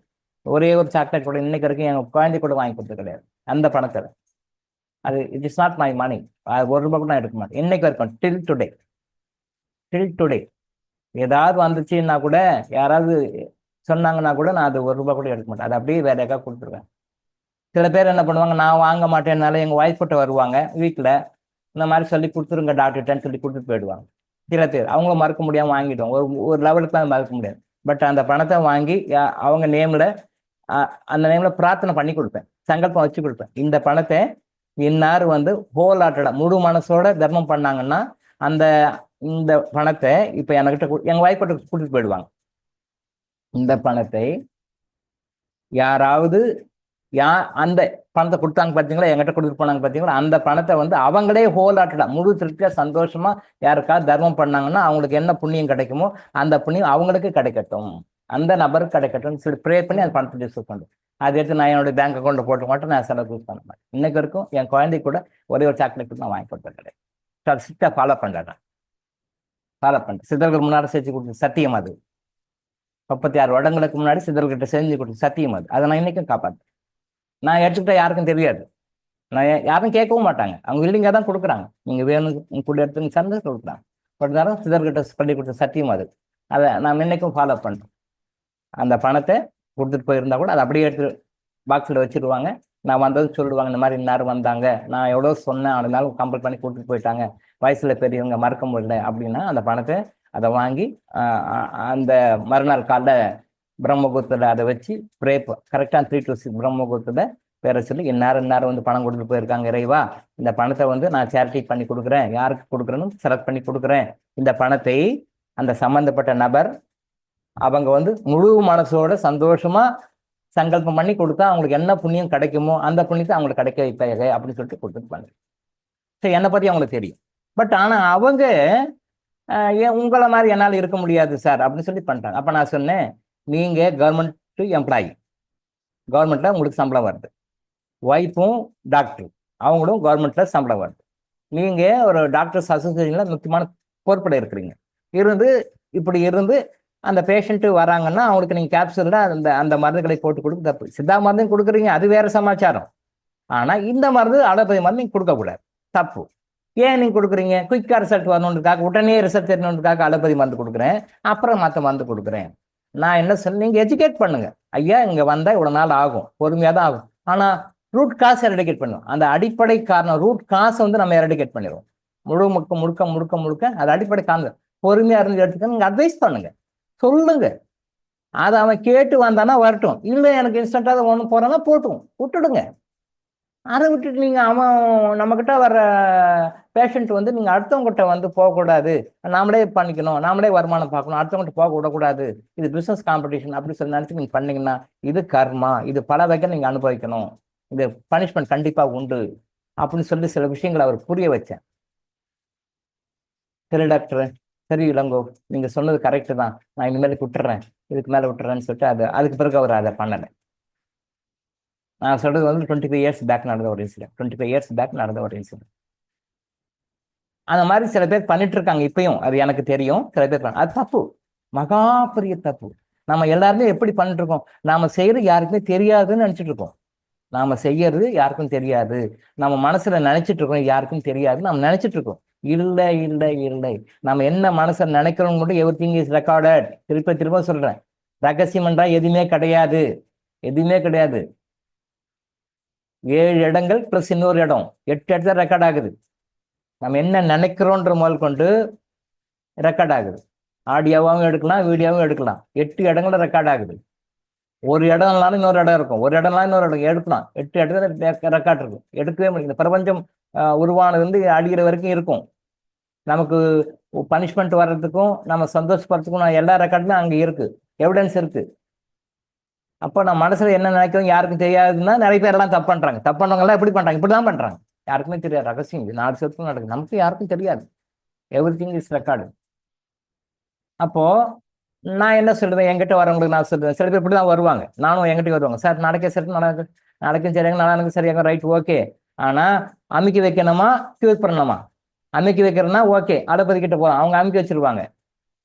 க்யூர் பண்ணணும்னா பொறுமையாக எடுங்க, பொறுமையாக எடுத்து ட்ரீட்மெண்ட் எடுங்க. அமுக்கி வைக்கணும்னா க்யூர் பண்ணால் கொஞ்சம் யோசனை பண்ண ஆரம்பிப்பான். நம்ம அந்த அம்மா தான் கேள்வி கேட்டு புரிய வைக்கணும் அவங்கள. என்னுடைய நோக்கம் வந்து அவங்க முடிஞ்சா சரிப்படுத்துறது தான். என்கிட்ட வந்துட்டாங்க, அதனால அவங்கள வந்து மெயின்டைன் பண்ணிக்கணும், அவங்களோட வருமானம் வர வைக்கணும், அவங்கள்ட்ட பணம் சம்பாதிக்கணும் என்னுடைய நோக்கம் கிடையாது. எப்பயுமே என்னுடைய நோக்கம் கிடையாது. அவேர்னஸ் கொடுப்பேன். இதுதான் இப்படிதான் 6 மாசம் தான் சாப்பிடணும், 3 மாசம் தான் சாப்பிடணும், 1 இயர் தான் ஆகும், உனக்கு இருக்கிற நோய் அப்படிதான் குணம் ஆகும், சௌகரியம்னா சாப்பிடுங்க, எடுந்தா எடுங்க, இல்லைன்னா போயிட்டே இருங்க. சரி டாக்டர், நான் எடுத்துக்கிறேன் டாக்டர் அப்படின்னு சொல்லி எடுக்கிறவங்க இருக்காங்க. இல்லை டாக்டர், நான் வந்து பிக்கானுக்கு போகணும், சரி ஓகே போ, அனுப்பிச்சுட்டுடுவேன். அப்போ சித்த ஆயுர்வேத மருத்துவ முறைகள்ல மற்ற முறைகள்ல வந்து நோய் குணமாக்கு லேட் ஆகுது அப்படின்னா என்ன ஆகும்னா, நோய்கள் வந்து பரிபூர்ணமாக பேசிக் ரூட் காசை போய் அடிப்படையா சரி பண்ணும். அதுக்காக இட் டேக்ஸ் டைம். நோய் எப்படி வந்தோ அதே வேகத்தை தான் போகும். எந்த நோயும் ஓவர் நைட்ல வர்றது, நீங்க நினைக்கிற மாதிரிலாம் வர்றதில்லை. திடீர்னு வந்தது இப்படி வந்து திடீர்னு மினிமம் 1 இயர் முன்னாடியே உங்க உடம்புல காட்டி கொடுக்கும். மினிமம் 1 இயர் முன்னாடி, மினிமம் நான் சொல்ற மினிமம் குறைச்சி குறைச்சி குறைச்சி பார்த்தீங்கன்னா 1 வருஷம் முன்னாடியே உங்களுக்கு அது வந்துட்டு இருக்கும். நீங்க சிம்டம்ஸ் கொடுக்கும், நீங்க அது கண்டுக்கிறது இல்லை. நீங்க அதை பத்தி அது பெருசா எடுத்துக்கல, பார்த்துக்கலாம் போ, பார்த்துக்கலாம் போ, பார்த்துக்கலாம் போ அப்படின்னு சொல்லி போயிடுவீங்க. அந்த நெக்லிஜென்ஸ் தான் ஒரு ஸ்டேஜ்ல அப்படியே ஹையஸ்டா போய் பெரிய நோயா வருது. திடீர்னு இப்படி மூளையில பிரச்சனை, கட்டி ஆப்ரேஷன் பண்ணு, ஹார்ட்ல பிரச்சனை, ஸ்டென்ட் வை, கிட்னில பிரச்சனை, கிட்னி ரீப்ளேஸ் பண்ணு, லிவர்ல பிரச்சனை, லிவரை மாத்து அப்படின்னு எல்லாமே ஓவர் நைட்ல வர்றதே கிடையாது. சத்தியமாக குறைஞ்சபட்சம் 3-4 வருஷத்துக்கு முன்னாடியே ஆரம்பிச்சிடும். எனக்கு தெரியும், பார்க்கும்போதே தெரியும் என்ன வரும்னு தெரியும், என்ன வரும்னு தெரியும், பார்க்கும்போது ஃபேஸ் பார்க்கும்போதே தெரியும். சரி, மற்ற முறைகள் தெரிஞ்சுங்கன்னா மினிமம் 1 இயருக்கு முன்னாடியே வரும். நீங்க நினைக்கிற மாதிரி ஓவர் நைட்ல எல்லாம் வராது. நேற்று பார்த்தேன் சார், நல்லா இருக்குது, நல்லா இருந்தா சார், இன்னைக்கு காலை சொல்றாங்க சார் இறந்துட்டார் சார் அப்படின்றாங்க. 1 இயர் முன்னாடியே அந்த பேசிக் ஆரம்பிச்சிடும். ஸோ நோய்கள் வந்து முன்னாடியே ஆரம்பிச்சிடும். அந்த நோய்கள் அடிப்படையா மற்ற முறை மருத்துவங்கள் எந்த முறை மருத்துவமா இருந்தாலும் உடனடியா அது க்யூர் பண்ற வேலையை ஆரம்பிச்சுன்னு க்யூர் ஆகும். பட் ஸ்லோவா பர்மனண்டா க்யூர் ஆகும். மக்களுக்கு பொறுமை இல்லை. அலோபதியில் இன்ஸ்டன்டாரிசம் கூட அங்கே போய் விடுறாங்க, தப்பு இல்லை. பட் அது அவங்க கொடுத்துட்டு அந்த மாதிரி நாம கொடுக்க இல்லை, தப்பு தானே. அதை நான் சொன்னேன், சார் மாதிரி பண்ணக்கூடாது சார், தப்பு சார், இது வந்து இதுக்கு வந்து பனிஷ்மெண்ட் சாதாரணமான பனிஷ்மெண்ட் கிடைக்காது சார், இது மிகப்பெரிய துரோகம். எல்லாத்துக்குமே வந்து ஒரு தண்டனை உண்டு. அதில் நம்பிக்கை துரோகத்துக்கு வந்து தண்டனை வந்து ரொம்ப அதிகம். நம்பிக்கை துரோகத்துக்கு வந்து தண்டனை வந்து ரொம்ப அதிகம். ஒரு மருத்துவர் நீங்க இருக்கிறீங்க, உங்களை நம்பி அவங்க வராங்க, நீங்க விஷத்தை கொடுத்தா கூட சாப்பிடுவாங்க. ஒரு விஷத்தை கொடுத்தா கூட அவங்க சாப்பிடுவாங்க. ஏன் கேட்க மாட்டாங்க. அதே மற்றவங்க யார் சொன்னாலும் யோசனை பண்ணுவாங்க. நீங்க டாக்டர், ஆஸ் ஏ டாக்டர் நீங்க சொன்னீங்கன்னா அவங்க விஷத்தை கொடுத்தா கூட சாப்பிடுவாங்க. அந்த அளவுக்கு உங்களை தெய்வம் நினைச்சு வராங்க. அப்ப அந்த அளவுக்கு தெய்வமா நினைச்சு வரும்போது நாம என்ன சொல்லணும், அவங்களுக்கு சரியான வழிகாட்டும். தெய்வத்தின் இடத்துல நம்மளை வச்சு பாக்குறாங்க. அப்ப நம்ம எப்படி பண்ணணும், நம்மளா என்ன முடியுமோ கண்ட்ரோல் செய்யணும். அப்ப சொல்லணும் அவங்ககிட்ட, ஏன் உங்களுக்கு இருக்க நோய் இப்படி இருக்கு, இது ஒரு தொடர்ந்து 6 மாசம் சாப்பிட்டா சரியாகும், இதை வந்து கொஞ்சம் பொறுத்துக்கங்க, ஒரு 3 மாசம் சாப்பிடணும், இது 1 வாரம் சாப்பிடணும், ஒரு 2 மணி நேரம் சாப்பிட்டா சரியாகும், இப்ப சாப்பிட்டு அடுத்த 1 hour 2 hours எல்லாம் சரியாகாது, புரிஞ்சுக்காங்கன்னு சொல்லி புரிய வைக்கணும். அப்படி புரிஞ்சுக்கலன்னா விட்டுடுங்க, போட்டும் விடுங்க, அளவு பண்ணிட்டு போட்டும், எங்கே போய் எடுத்துக்கிட்டோம். அப்போ போய் kidney failure, heart failure, lungs failure, liver failure போய் ட்ரீட்மெண்ட் எடுத்து வரட்டும், அனுபவிக்கிட்டு விடுங்க. போத்து கேட்டகரி அவங்க, அது இன்னும் 100 ஜென்மம் கழிச்சு வர வேண்டிய, நீங்க போய் எடுக்கிறீங்க அப்படின்னு சொல்லி ஒரு 1 hour லெக்சர் கொடுத்த பிறகு அவர் புரிஞ்சுக்கிட்டாரு. ஓகே சாரி, தப்பு, நான் இனிமேலுக்கு மாதிரிலாம் பண்ண மாட்டேன், மாதிரிலாம் தப்புன்னு சொல்லிட்டு என் முன்னாடியே அந்த கேப்சூல்லாம் எடுத்து டிஸ்கஸ் பண்ணிட்டேன். என் முன்னாடியே அந்த கேப்சூல்லாம் எடுத்து டிஸ்கஸ் பண்ணிட்டேன். எனக்கு ஞானக்கண் திறந்த மாதிரி திறந்து விட்டீங்க, சித்தரே வந்து எனக்கு சொன்ன மாதிரி நீங்க நேரில் சொன்னீங்க, ரொம்ப ஃபீல் பண்ணார். நான் தெரியாம தப்பு பண்ணிட்டேன், இனிமேல் நான் பண்ண மாட்டேன் சார். என் முன்னாலேயே அந்த கேப்சூல் போட்டிருந்த எல்லாமே டோட்டலாக எடுத்து அப்பயே டிஸ்கஸ் பண்ணார் தப்பு. அப்போ இதுக்கு என்ன பரிகாரம் பண்ணணும், அவர் சில விஷயங்கள்லாம் சொல்லிட்டு வந்தேன். என்னுடைய கொலைக்கு தான் என்னென்ன பரிகாரங்கள்லாம் பண்ணணும் அப்படின்னு சொல்லி சொன்னேன். அப்புறம் அவங்க ஒய்ஃபுக்கும் நீங்களே சொல்லிவிடுங்க அப்படின்னு சொல்லிட்டு நான் ஃபோனில் மட்டும் இன்சல்ட் பண்ணி இந்த மாதிரி இல்லாமா அப்படின்னு சொல்லிட்டு அந்த அவருடைய ஒய்ஃபு, என்னுடைய கொலைக்கு அவர் டாக்டர், அவருடைய ஒய்ஃபு, அவங்களையும் ஃபோன் பண்ணி சொல்லி இந்த மாதிரிலாம் இனிமேல் பண்ண வேண்டாம் அப்படின்னு. சரி சார், நாங்கள் அதுக்கு நான் பரிகாரங்கள்லாம் பண்ணி இப்போ நான் பண்ணுறதில்லை அப்படின்னு சொல்லி பண்ணேன். இதுதான் உண்மை. இந்த மாதிரி தான் வந்து நம்ம சின்சியராக இருக்கணும் தொழில். எந்த நோய்கள் இருந்தாலும் எதுவாக இருந்தாலும் நான் யாருக்கும் வந்து சரியான இதை சொல்லணும். அது வந்து சொல்ல வேண்டியது நம்முடைய கர்மா. அப்போ அதை கேட்டு நிரந்தரமா அது புதுசா தைக்கிறாங்கன்னா நம்ம கிட்ட வருவாங்க, நம்ம ஃபாலோ பண்ணுவாங்க. வரலைன்னா போட்டு பரவாயில்ல. அவங்க எங்க போய் செலவு பண்ணணுமோ, எங்க போய் அவசர பண்ணணுமோ, எங்க போய் துணை பண்ணணுமோ, எங்க போய் துயர் பண்ணணுமோ, லட்சக்கணக்கில் செலவு பண்ணணும், பண்ணட்டும். அதை நம்ம அலோவ் பண்ணிடணும், விட்டுறணும். அதை இழுத்து போட்டு நம்ம கிட்ட பண்ணக்கூடாது. அது நிறைய டாக்டர்ஸ் அந்த மாதிரி பண்றாங்க, பண்ணக்கூடாது. நிறைய பேர் சில பேர் பண்றாங்கன்னு கேள்விப்பட்டேன். தப்பு தான். தப்பு யார் பண்ணாலும் தப்பு தான். டாக்டர் இளங்கோவே பண்ணாலும் தப்பு தான். டாக்டர் இளங்கோவே தப்பு பண்ணாலும் தப்பு தான். எஸ்கேப் எல்லாம் ஆக முடியாது. அப்போ நான் எவ்வளவு உஷாரா கேர்ஃபுல்லா ஹேண்டில் பண்ணணும். ரொம்ப ரொம்ப கேர்ஃபுல்லா இருக்கும். அதுவும் மற்றவங்கள விட நமக்கு தான் பொறுப்புகள் அதிகம். நாம வந்து ஒரு விஷயம் சொல்றோம், நம்மளை ஃபாலோ பண்றாங்க அப்படின்னா நாம வந்து அவங்களுக்கு எடுத்துக்காட்டா நாம இருக்கணும். அவங்களுக்கு எடுத்துக்காட்டா இருக்கணும். ஊருக்கு தான் உபதேசம், எனக்கு உபதேசம் இல்லை அப்படின்னு சொல்லக்கூடாது. இன்னைக்கு 99% ஆஃப் த பீப்புள் அப்படிதான்.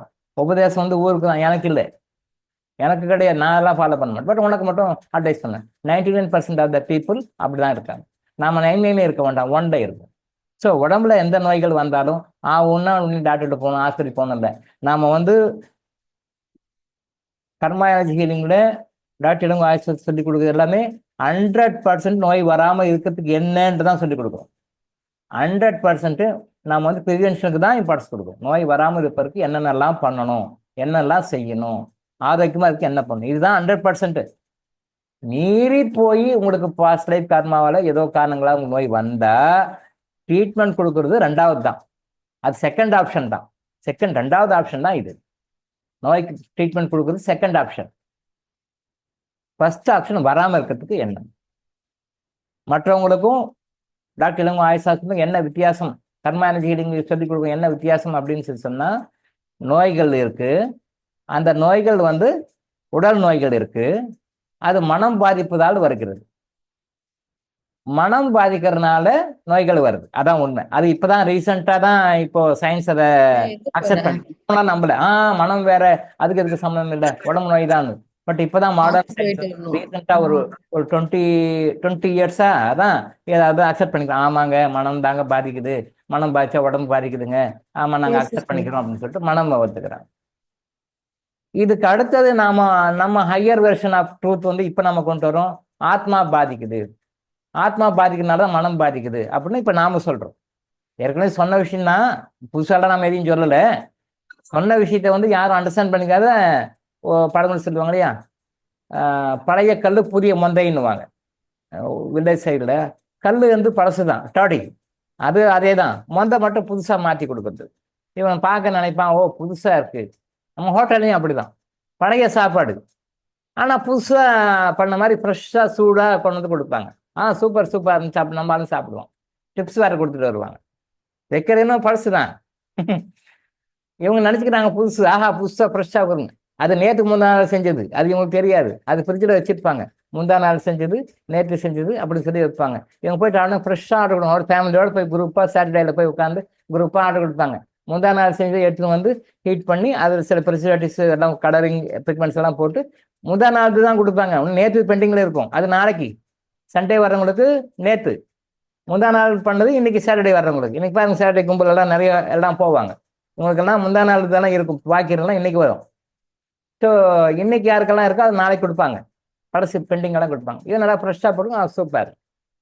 இதுதான் அப்போ வந்து அதே கல், பழசு கல் என்னமோ அதே தான், புதிய மொந்தைன்னுவாங்க. அதே மாதிரி பழைய சாப்பாடு தான், அதை ஹோட்டலில் ஃப்ரெஷ்ஷாக கொடுப்பாங்க.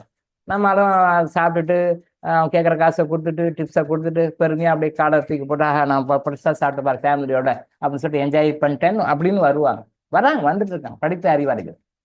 சரியா? அந்த மாதிரி சாப்பாட்டு விஷயத்துல எப்படி பண்றாங்களோ அதே மாதிரி தான் நோய்களை வர வச்சுக்கிறாங்க. இந்த நோய்களை வராம தடுக்கிறதுக்கு என்ன வழின்றதை நம்ம சொல்லிக் கொடுப்போம். ஃபர்ஸ்ட் அப்படி மீறி வந்தா நோய்கள் குணமாக்கிறதுக்கு வழிகளை சொல்லிக் கொடுக்கும். So prevention is better than cure. அப்போ உடலுக்கு வருது, அது மனதின் மூலமாக வருகிறது. அப்போ மனசு சரி பண்ணா உடம்பு சரியாயிடும். அப்போ மனசுக்கு வர்றது ஆத்மால வருது. இந்த ஆத்மால வந்திருக்கு, ஆத்மால வர்றதான்றது வந்து பகவத்கீதையில மறைமுகமா அவர் டச் பண்றாரு. பகவான் நிறைய டைம்ல டச் பண்றாரு. பைபிளை டச் பண்றாங்க, குரான் டச் பண்றாங்க, எல்லாம் டச் பண்ணாங்க. அப்படியே அப்படி மேலோட்டமா சொல்லிட்டு போயிடுறாங்க, அவ்வளவுதான். பகவத்கீதையும் மேலோட்டமா தான் சொல்றாரு, ஆனா கொஞ்சம் இவங்களோட அதிகமா சொல்றாரு, அவ்வளவுதான். ஆத்மாவை சரி பண்ணா நோய்கள் சரியாயிடும். ஆத்மாவை சரி பண்ணா வாழ்க்கை பிரச்சனைகள் சரியாயிடும். இப்போ ஒரு நோய்களுக்கு பின்னாடி ஒரு மனம் சம்பந்தப்பட்ட பிரச்சனைகள் இருக்கும்.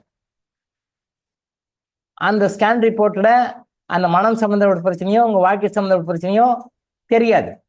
எதனால இந்த நோய் வந்ததுன்னு தெரியாது. அந்த ரிப்போர்ட்ல அது என்னவோ அதான் காட்டும். பட் ஆத்மா கிட்ட நான் போனோம் அப்படின்னு சொன்னா இந்த நோய் எதனால வந்தது, இந்த மனநோய் எதனால வந்தது, இந்த உடல் நோய் எதனால வந்ததுன்னு தெரியும். அப்ப ஆத்மாவை சரி பண்ணி ஆத்மாவுக்கு ட்ரீட்மெண்ட் கொடுக்கும்போது ஆட்டோமேட்டிக்கா அந்த வாழ்க்கை பிரச்சனைகளும் தீரும். வாழ்க்கை பிரச்சனைகளும் தீரும். பொண்டாட்டி சரியில்லை அப்படின்னு ஒரு டென்ஷன் ஆகி பிபி வருதுன்னு வச்சுக்கோங்க. ஒய்ஃப் சரியில்லை அப்படின்னு ஒரு டென்ஷன் ஆகி ஒரு சுகர் வருதுன்னு வச்சுக்கோங்க. நீங்க எந்த டாக்டர் போய் பிபிக்கு மருந்து சாப்பிட்டாலும் சுகருக்கு மருந்து சாப்பிட்டாலும் சரியாகாது. அப்போ அந்த மனைவி அந்த கணவனுடைய மைண்டை மாற்றணும். கணவன் மாறணும், மனைவி மாறணும். அவங்களை எப்படி மாத்துறதுன்னு டெக்னிக் நம்ம சொல்லி கொடுக்கணும். அதுக்குண்டான மூலிகை மருந்துகளை கொடுக்குறோம். மூலிகை மருந்துனா வசிய மருந்து நினச்சிக்காதீங்க. வசிய மருந்து இல்லை. வசிய மருந்து வந்து கேரளாவில் பண்ணுவாங்க, மற்ற இடங்களில் பண்ணுவாங்க. வசிய மருந்து வேற.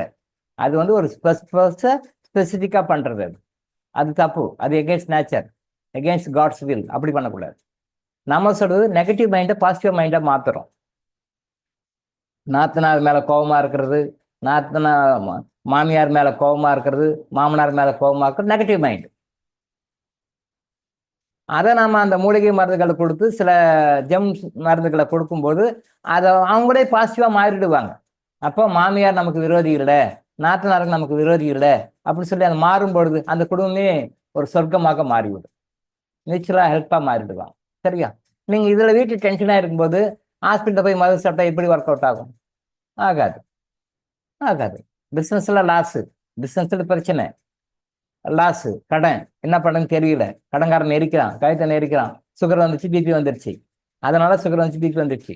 நீங்க ரிப்போர்ட் எடுத்தீங்கன்னா நீங்க பிசினஸ்ல லாஸு, கடன்காரன் நெரிக்கிறான், வட்டி கட்ட முடியல, அவன் ப்ரெஷர் கொடுக்குறான், உங்களுக்கு பிளட் ரிப்போர்ட்ல தெரியாது. தெரியுமா? அது பிளட் ரிப்போர்ட்ல தெரியுமா இவ்வளவு இருக்கு இவ்வளவு இருக்குன்னு? பிபி ரிப்போர்ட்ல தெரியுமா இவ்வளவு இருக்கு இவ்வளவு இருக்குன்னு? தெரியாது. பிபி ரிப்போர்ட்லையும் தெரியாது, பிளட் ரிப்போர்ட்லையும் தெரியாது, மற்ற எக்ஸ்ரே ரிப்போர்ட்லையும் தெரியாது, ஸ்கேன் ரிப்போர்ட்லையும் எதுலையும் தெரியாது. ஆனா ஆத்மாவை ஸ்கேன் பண்ணீங்கன்னா தெரியும். ஆத்மாவை ஸ்கேன் பண்ணா தெரியும் இவருக்கு இந்த பண பிரச்சனை இருக்கு, அதனால இந்த நோய் வந்திருக்கு. இவருக்கு இந்த கடன் பிரச்சனை அதனால நோய் வந்திருக்கு. இவருக்கு ஒய்ஃப் சரியில்லை அதனால இந்த பிரச்சனை வந்திருக்கு. இவருக்கு ஹஸ்பண்ட் சரியில்லை அதனால இந்த பிரச்சனை வந்திருக்கு. இவருக்கு இவங்க பிள்ளைகள் சரியில்லை அதனால ஒரு பிரச்சனை வந்திருக்கு. இவருக்கு வந்து இவங்க சம்பந்திங்க சரியில்லை அதனால பிரச்சனை வந்திருக்கு. இவங்களுக்கு வந்து பக்கத்து வீட்டுக்காரன் சரியில்லை அதனால பிரச்சனை வந்திருக்கு. இவங்களுக்கு வந்து இவங்க பாஸ் இவங்க மேல வேலை செய்யறவங்க கொடுக்குற டார்ச்சர் குடைச்சல் தாங்க முடியல அதனால வந்திருக்கு. இவங்க வேலை செய்யற இடத்துல இருக்கிற ப்ரெஷர். சகோதரர் குழந்தைவேலு கூட லாஸ்ட் வீக் ஒரு இது போட்டுருந்தாரு. சார், ஆஃபீஸில் வேலை செய்கிறேன், எனக்கு ரொம்ப டார்ச்சர் கொடுக்குறாங்க, ப்ரெஷர் கொடுக்குறாங்க, என்னால் முடியல, வேலை செய்ய முடியல, என்னால் தாங்க முடியலன்னு மாதிரி ஒரு மெசேஜ் போட்டிருந்தாரு. 2-3 days பேக் பெங்களூர்லேருந்து குழந்தைவேலு சகோதரர் போட்டிருந்தாரு. ஹாஸ்பிட்டலில் நல்லா ஒர்க் பண்ணுறேன், நல்லா சின்சியராக ஒர்க் பண்ணுறேன் நான். ஆனால் ஒர்க் பண்ணாலும் எனக்கு அந்த ரெகக்னேஷன் கிடைக்கல. என்னை போட்டு நசுக்கிறாங்க, புரியுறாங்க. என்னால் அது வந்து கோப்பப் பண்ண முடியல. எனக்கு ரொம்ப டென்ஷனாக இருக்குது, எமோஷனாக இருக்குது. ஏதோ வயிற்று போடுறதுக்காக உத்தியோகத்துக்கு போகிற மாதிரி இல்லையா? விட்டா அவர் கொடுக்குற டென்ஷன் ஓடி வந்துடுவார் போல இருக்கு. அவர் போட்டுக்கிற கண்டென்ட்டை பார்க்கும்போது விட்டா போகும், இல்லை சரி நான் புடைக்கணுமே, பணம் வேணுமே, அதுக்காக வேற வழியில பல்ல கடிச்சு வேலை செய்யறேன்ற மாதிரி ஒரு உணர்வாக வருது. உண்மை. இது அவருக்கு பிரச்சனைகளை உருவாக்கும். நோய்களை உருவாக்கும், பிரச்சனைகளை உருவாக்கும். நீங்க ஸ்கேன் ரிப்போர்ட் எல்லாம் தெரியுமா? குழந்தைவேலு சாருக்கு போய் இப்போ ஸ்கேன் பண்ணா அவருக்கு பிபியோ சுகரோ வேற ஏதாவது பிரச்சனையோ ஏதாவது இருந்ததுன்னா அந்த ரிப்போர்ட்ல இவங்களுக்கு ஆபீஸ்ல கொடுக்குற குடைச்சல் தான் வந்து இவருக்கு காரணம், அந்த குடைச்சல் தான் இவருக்கு இந்த பிரச்சனை உருவாக்குது, டென்ஷன் எமோஷன் உருவாக்குது, அதனால இந்த நோய்களை உருவாக்குது. அந்த ரிப்போர்ட்டை தெரியுமா? தெரியாது. ஆத்மாவை ஸ்கேன் பண்ணும்போது தெரியும். அப்ப இது சரி பண்ண முடியுமா? பண்ண முடியும். அப்போ அவருக்கு நெக்ஸ்ட் வீக் அனுப்பிச்சுடுவோம் அந்த கர்மா கிளீனிங் மெடிசன்ஸ், அதெல்லாம் அனுப்பிச்சுடும் போது அந்த கிறிஸ்டல் அந்த ஃபீடிங் அவர் சொல்லும் பொழுது அந்த ஆஃபீஸர் கொடுக்குற டென்ஷன் ப்ரெஷர் குறையும், மாறிடும், சத்தியமா மாறும். அவரே வேணா கேட்ச்மெண்ட் சொல்லுவோம். அவர் ஆன பிறகு அவரே சொல்லுவார். இந்த கிறிஸ்டல்ஸை முறையாக பயன்படுத்தி அந்த கர்மா கிளீனிங் மெடிசன் சாப்பிடும்போது இப்போ சொன்னார் இல்லையா, குழந்தைகள் சகோதரர் சொன்னார் இல்லையா, இந்த இது அப்படியே தலைகீழ மாறும். அப்போ கர்மா கிளீனிங் மெடிசனும் இந்த கிறிஸ்டலையும் ப்ராப்பரா யூஸ் பண்ணும்போது இந்த நிலைமை மாறுதுன்னு நம்ம அவர்கிட்டயே ரிக்வஸ்ட் பண்ணுவோம். ஒரு நாளைக்கு நீங்களே வந்து சொல்லுங்கன்னு சொல்லுவோம். அப்போ சொல்லுவார். அப்போ இங்க என்ன புரியுது? அப்போ அவருக்கு ஒரு நோய்க்கு அந்த பிரச்சனைக்கு நம்ம மருந்து கொடுக்கல, நாம ட்ரீட்மெண்ட் கொடுக்கல, நம்ம கர்மா கிளினிக் மெடிசன் சாப்பிட்றோம், கிறிஸ்டலை யூஸ் பண்ணுறோம், கிறிஸ்டலில் கமாண்ட் கொடுக்குறோம், என்னென்ன படம்னு சொல்கிறோம், அதுக்குண்டான கர்மா கிளினிக் அந்த டிஎன்ஏ ஆர்என்ஏல அவருடைய டிஎன்ஏ ஆர்என்ஏல இருக்கிற அந்த குடைச்சல் கொடுக்குற அந்த நெகட்டிவை பாசிட்டிவாக மாற்றும் பொழுது அவருடைய அலுவலக சூழ்நிலை, இந்த ஆஃபீஸ் சூழ்நிலைகள் மாறும். இப்போ இந்த டென்ஷன் எமோஷன் அவருக்கு இருக்காது, ஒரு சர்டன் பீரியடுக்கு பிறகு இருக்காது. அப்போ என்ன ஆகும், அந்த அந்த அந்த நோய்கள் எதனால வந்தது, அந்த டென்ஷன் பிரச்சனை எமோஷனால் வந்தது இல்லையா, அந்த நோய்கள் முழுவதும் குணமாயிடும். விதவுட் மெடிசன் நம்ம எது கொடுக்குறோம், ஆத்மாவுக்கு தான் கொடுக்குறோம். ஆத்மாவுக்கு கொடுக்குற மருந்து ஆஃபீஸில் போய் கன்சர்ன்டு ஆஃபீஸர்ஸ் மைண்டில் மாற்றி, யார் மைண்டை எப்படி மாற்றணுமோ மாற்றி, இவர் சைடில் என்ன மனசை மாற்றணுமோ மாற்றி, அவங்க சைடில் என்ன மனசை மாற்றி, அங்கே ஒரு இறுக்கமான சூழ்நிலை இல்லாமல் ஒரு அமைதியான அன்பான சூழ்நிலையாக மாற்றிடும். இப்போ எப்படி போவார் வேலைக்கு, தலைவிதியே, வேறு வழியே இல்லையே, டென்ஷனே அப்படின்னு தலைவிதியேன்னு நினச்சின்னு போவார், வேறு வழியில் பிழைக்கணுமே அப்படின்னு நினச்சிட்டு போவார். இதுவே ஒரு நோயாக மாறும், குடும்பத்தில் பிரச்சனைகளாக மாறும். அப்போது ஆஃபீஸ்க்கு என்ஜாய் பண்ணி சந்தோஷமாக என்ஜாய் பண்ணி ஹாப்பியாக அவர் போகும்போது ஆஃபீஸ் சூழ்நிலையும் பாசிட்டிவாக இருக்கும், இவர் சூழ்நிலையும் பாசிட்டிவாக இருக்கும். அங்கேயும் இவரால் அவங்களும் சந்தோஷமாக இருப்பாங்க, மேனேஜ்மெண்ட், அட்மினிஸ்ட்ரேஷன், கொலீக்ஸ் எல்லாருமே ஹாப்பியாக இருப்பாங்க, அவங்களால இவரும் ஹாப்பியாக இருப்பார். அலுவலகத்துக்கு செல்வது ஒரு சுமையாக கருதாமல் சுகமாக கருதுவார். அலுவலகத்துக்கு செல்வதை சுமையாக கருதாமல் சுகமாக கருதுவார். குழந்தைகளும் அப்படிதான். இன்னைக்கு நிறைய ஸ்டூடெண்ட்ஸ் குழந்தைகள் வராங்கன்னா நிறைய டென்ஷன் எமோஷன் பிரச்சனை. சின்ன குழந்தைகளுக்கு நாமெல்லாம் அப்படி வளரல, ரொம்ப ஹாப்பியாக என்ஜாய் பண்ணி படித்தோம், வளர்ந்தோம். பட் இன்னைக்கு இருக்கிற ஸ்டூடெண்ட்ஸ் ப்ரீகேஜிலேருந்து எல்கேஜிலேருந்தே டென்ஷன் போடுறாங்க. பேரண்ட்ஸும் ரொம்ப தப்பு. பின்னாடி குழந்தைகளை வளர்த்த பற்றி பேசும்போது அதை பற்றி நம்ம சொல்லுவோம். குழந்தைகள் நோயா இருக்கு. இப்போ பெரும்பாலான குழந்தைகள் ஈவன் ஒரு 50% எடுத்துக்கலாம், ஹாப்பியாக சந்தோஷமாக ஸ்கூலுக்கு போகிறாங்கன்னா கிடையாது. வேறு வழி இல்லை, குடைச்சல் தாங்க முடியல, பேரண்ட்ஸ் ப்ரெஷர் கொடுக்குறாங்க, வேறு வழியிலே போகிறவங்க 50%. இந்த 50% போகிறது இவங்க போகிறது, அங்கே ஸ்கூலில் அவங்க ஒரு ப்ரெஷர் கொடுக்குது. இந்த 2% சேர்த்து குழந்தைகளுக்கு நோய்கள் உருவாகின்றன. நீங்கள் குழந்தைக்கு ஒரு பிரச்சனை, ஐசைட்டில் ப்ராப்ளம், இல்லை டயசிஸில் ப்ராப்ளம், வேறு ஏதாவது ப்ராப்ளம், நீங்கள் டாக்டர்கிட்ட போனீங்கன்னா நீங்கள் எடுக்கிற ரிப்போர்ட்டில் நீங்கள் கொடுக்குற குடைச்சல் தான் அது காரணமாக இருக்குன்னு தெரியாது. ஸ்கூலில் டீச்சர்ஸ் மற்றும் கொடுக்குற குடைச்சல் தான் காரணம் தெரியாது. இந்த ஸ்கூலில் அவங்க கூட படிக்கிறவங்க கொலீக்ஸ், ஸ்டூடெண்ட்ஸ், கிளாஸ்மேட்ஸ் கொடுக்குற குடைச்சல் தான் காரணம் அங்கே தெரியாது. 3லேயே வருது குழந்தைகளுக்கு. பேரண்ட்ஸ் குடைச்சல், டீச்சர்ஸ் குடைச்சல், கூட சக மாணவர்களுடைய குடைச்சல், இந்த 3 குடைச்சலும் சேர்ந்து வருது. இது குழந்தைகளுக்கு நோயாக வருது. நீங்கள் எந்த ரிப்போர்ட்டில் போனால் இதெல்லாம் தெரியாது உங்களுக்கு. அந்த பிரச்சனைங்க, இந்த நர்வ் பாதிக்கு, அனிமிக் இருக்குது, பவர் போயிடுச்சுங்க, இந்த கிளாஸ் போடுங்க, இதை பண்ணுங்க, அதை பண்ணுங்க கொடுத்துருவாங்க. ஆத்மாவை ஸ்கேன் பண்ணும்போது, ஆத்மா மூலமாக ட்ரீட்மெண்ட் கொடுக்கும்போது தெரியும். அப்போ ஆத்மா மூலமாக நாம் ஒரு ட்ரீட்மெண்ட் கொடுத்து ஸ்கேன் பண்ணிட்டு அதுக்குண்டான கர்மா கிளினிக் மெடிசனோ இல்லை கிறிஸ்டலோ குழந்தை கொடுக்கும்போது என்ன நடக்கும்னா, அந்த குழந்தைகளை பாதிக்காத மாதிரி பேரண்ட்ஸ் மாறிடுவாங்க, குழந்தைகளை ஆரோக்கியம் பாதிக்காத மாதிரி டீச்சர்ஸ் மாறிடுவாங்க, இந்த சம்மந்தப்பட்ட உங்க குழந்தை பாதிக்காத மாதிரி கூட படிக்கிற அந்த கிளாஸ்மேட்ஸ் மாறிடுவாங்க. நல்லா புரிஞ்சுக்கோங்க. அதே மாதிரி அந்த டீச்சர்ஸ் எதிர்பார்க்குற மாதிரி, பேரண்ட்ஸ் எதிர்பார்க்குற மாதிரி, அந்த சக மாணவிகள் எதிர்பார்க்குற மாதிரி இவங்க மாறிக்குவாங்க, டியூன் அப் பண்ணிக்குவாங்க. இதில் எவ்வளோ பெனிஃபிட்ஸ் இருக்குது பாருங்க. இதில் எப்படி பாருங்க, ஒரே கல்லு 4 மாங்காய் மாதிரி. இந்த கர்மா கிளினிக் மெடிசன் எடுக்கிறாங்க, கிறிஸ்டல் யூஸ் பண்ணுறாங்க குழந்தைங்க. அப்படின்னும் பொழுது எப்படி மாறினா பாருங்க, பேரண்ட்ஸ் கொடுக்குற குடைச்சல் இருக்காது, டீச்சர்ஸ் கொடுக்குற குடைச்சல் இருக்காது, சக மாணவர் கொடுக்குற குடைச்சல் இருக்காது, அவன் படிக்கணுன்ற டென்ஷன் எமோஷன் ஆகிறதும் இருக்காது. இந்த 4மே எப்படி பாசிட்டிவாக மாறும்னா, பேரண்ட்ஸும் குடைச்சல் கொடுக்க மாட்டாங்க, கேஷுவலாக இருப்பாங்க, இவங்களும் திருப்தியாக இருப்பாங்க, குழந்தைங்க நல்லா படிப்பாங்க. டீச்சர்ஸும் நம்ம ப்ரெஷர் கொடுக்க மாட்டாங்க, ரொம்ப குடைச்சல் கொடுக்க மாட்டாங்க, அவங்களும் ரைட் பாருங்க நல்லா படிக்கிறாங்க, மார்க் வருது, ஓகே ரைட் ஹாப்பி. மேனேஜ்மெண்ட்டில் கேட்டான்னு சொல்லலாம், ஏன் பாஸ் மார்க்கு, ஏன் மார்க் இவர் ஸ்கோர் பண்ணணும்னு கேள்வியெல்லாம் கேட்க முடியாது, நல்லா ரிசல்ட் கொடுக்குறாங்க. ஸோ மேனேஜ்மெண்ட்டில் யாரும் கேட்க மாட்டாங்க, ஓகே ரைட், அவங்களும் ஹாப்பி. கூட படிக்கிறவங்களுக்கு நிறைய பிரச்சனைகள், நிறைய உட்கட்சி புதுசாக நடக்குது. இப்போ நடக்குது, இப்போ இந்த காலத்து ஸ்டூடெண்ட்ஸ்லாம் நிறைய நடக்குது. அந்த பிரச்சனைலாம் வராது, ரொம்ப ஈஸியாக டேக்கிள் பண்ணிட்டு ஃப்ரெண்ட்லியாக டீல் பண்ணுவாங்க, அதனால பிரச்சனை வராது.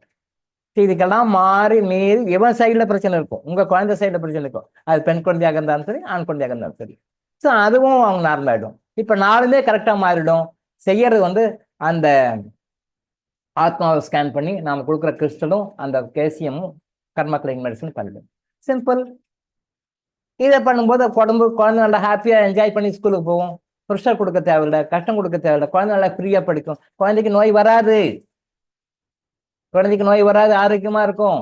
குழந்தைங்க தடுப்பூசியை போட வேண்டிய அவசியமே இல்லை. குழந்தைக்கு கண்ணாடி போட வேண்டிய அவசியமே இல்லை.